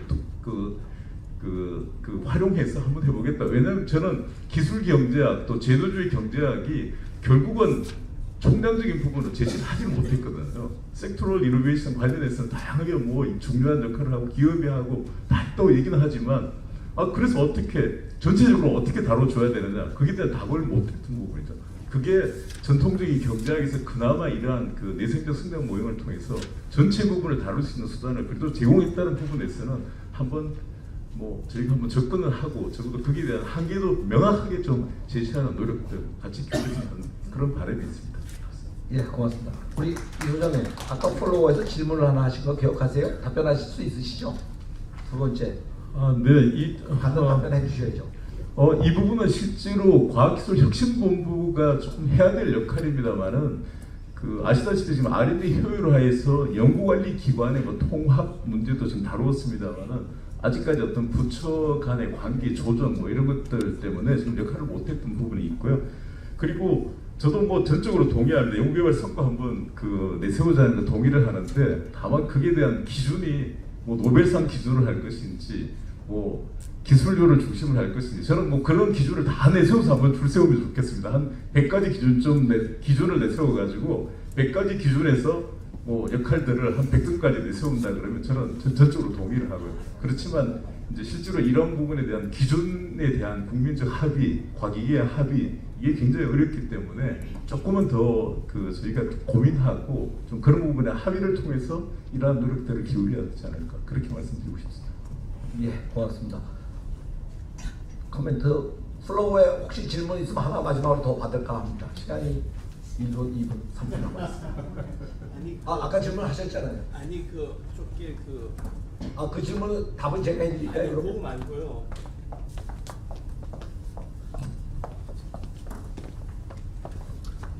연말에 정부 투자 규모를 이렇게 우리가 증가할 때 가장 설득을 시키는 방법으로 시뮬레이션이라 그럽니까? 시뮬레이션. 그래서 지금 예를 들어 100만 원을 투자를 했을 때 예를 들어 200만 원 벌었는데 200만 원 투자할 때 예를 들어 500만 원 벌 수 있다는 어떤 시뮬레이션 해가 어떤 시나리오를 잘 만들어가 과학적으로 해가 그래야 어떤 설득이 되지 않나 그런 생각입니다. 예, 고맙습니다. 자, 더 이상 충분한 토론, 다양한 의견, 다양한 의견과 다른 의견이 있을 때 사회는 공정하게 지금 문재인 정부가 말하는 공정사회가 이루어진다고 저는 개인적으로 생각하고 있습니다. 아쉬운 점이면 문재인 정부가 하는 세 번째 축이 혁신성장인데요. 혁신성장이 잘 보이지 않는다 하는 것이 과학자 한 사람으로 굉장히 아쉽다 하는 말씀드립니다. 끝으로 굉장히 어려운 여태까지 다뤄보지 않은 투자가 적정한가 이런 것을 해서 많은 비판도 있으셨고 반대 의견도 있으셨지만 저는 개인적으로 길이 없는 데서 길이 어디 있느냐고 물어보는 것이 정말 길을 찾는 거 아닌가. 길이 있는 데서 길을 물어보면 뭐가 있습니까? 끝으로 저는 항상 아시면 저희가 60년대, 70년대까지만 해도 이과반이 한 80% 정도 됐어요. 지금은 이과반이 30%가 안 됩니다. 근데 여러분이 다 아시다시피 우리가 쓰는 모든 것은 과학기술입니다. 침대만 과학기술이 아니라 여러분이 쓰신 앱이 바로 과학기술이다. 그래서 많은 사람이 과학기술에 대한 관심도가 미국보다 더 관심도가 없다고 아까 이장재 소장님 발표한 거 보고 깜짝 놀랐습니다. 이렇게 할 때만이 다시금 과학기술이 살아나고 투자 규모도 더 늘어나지 않겠나 이런 생각입니다. 제가 저한테 이거를 맡겨주셔서 굉장히 감사드리고요. 우리 이런 주제를 어려운 주제를 발제해 주시고 또 갖고 와 주신 키스텝에 다시 한번 감사드립니다. 그리고 모든 토론자분 발제자분 감사드립니다. 큰 박수 한번 붙여주시죠.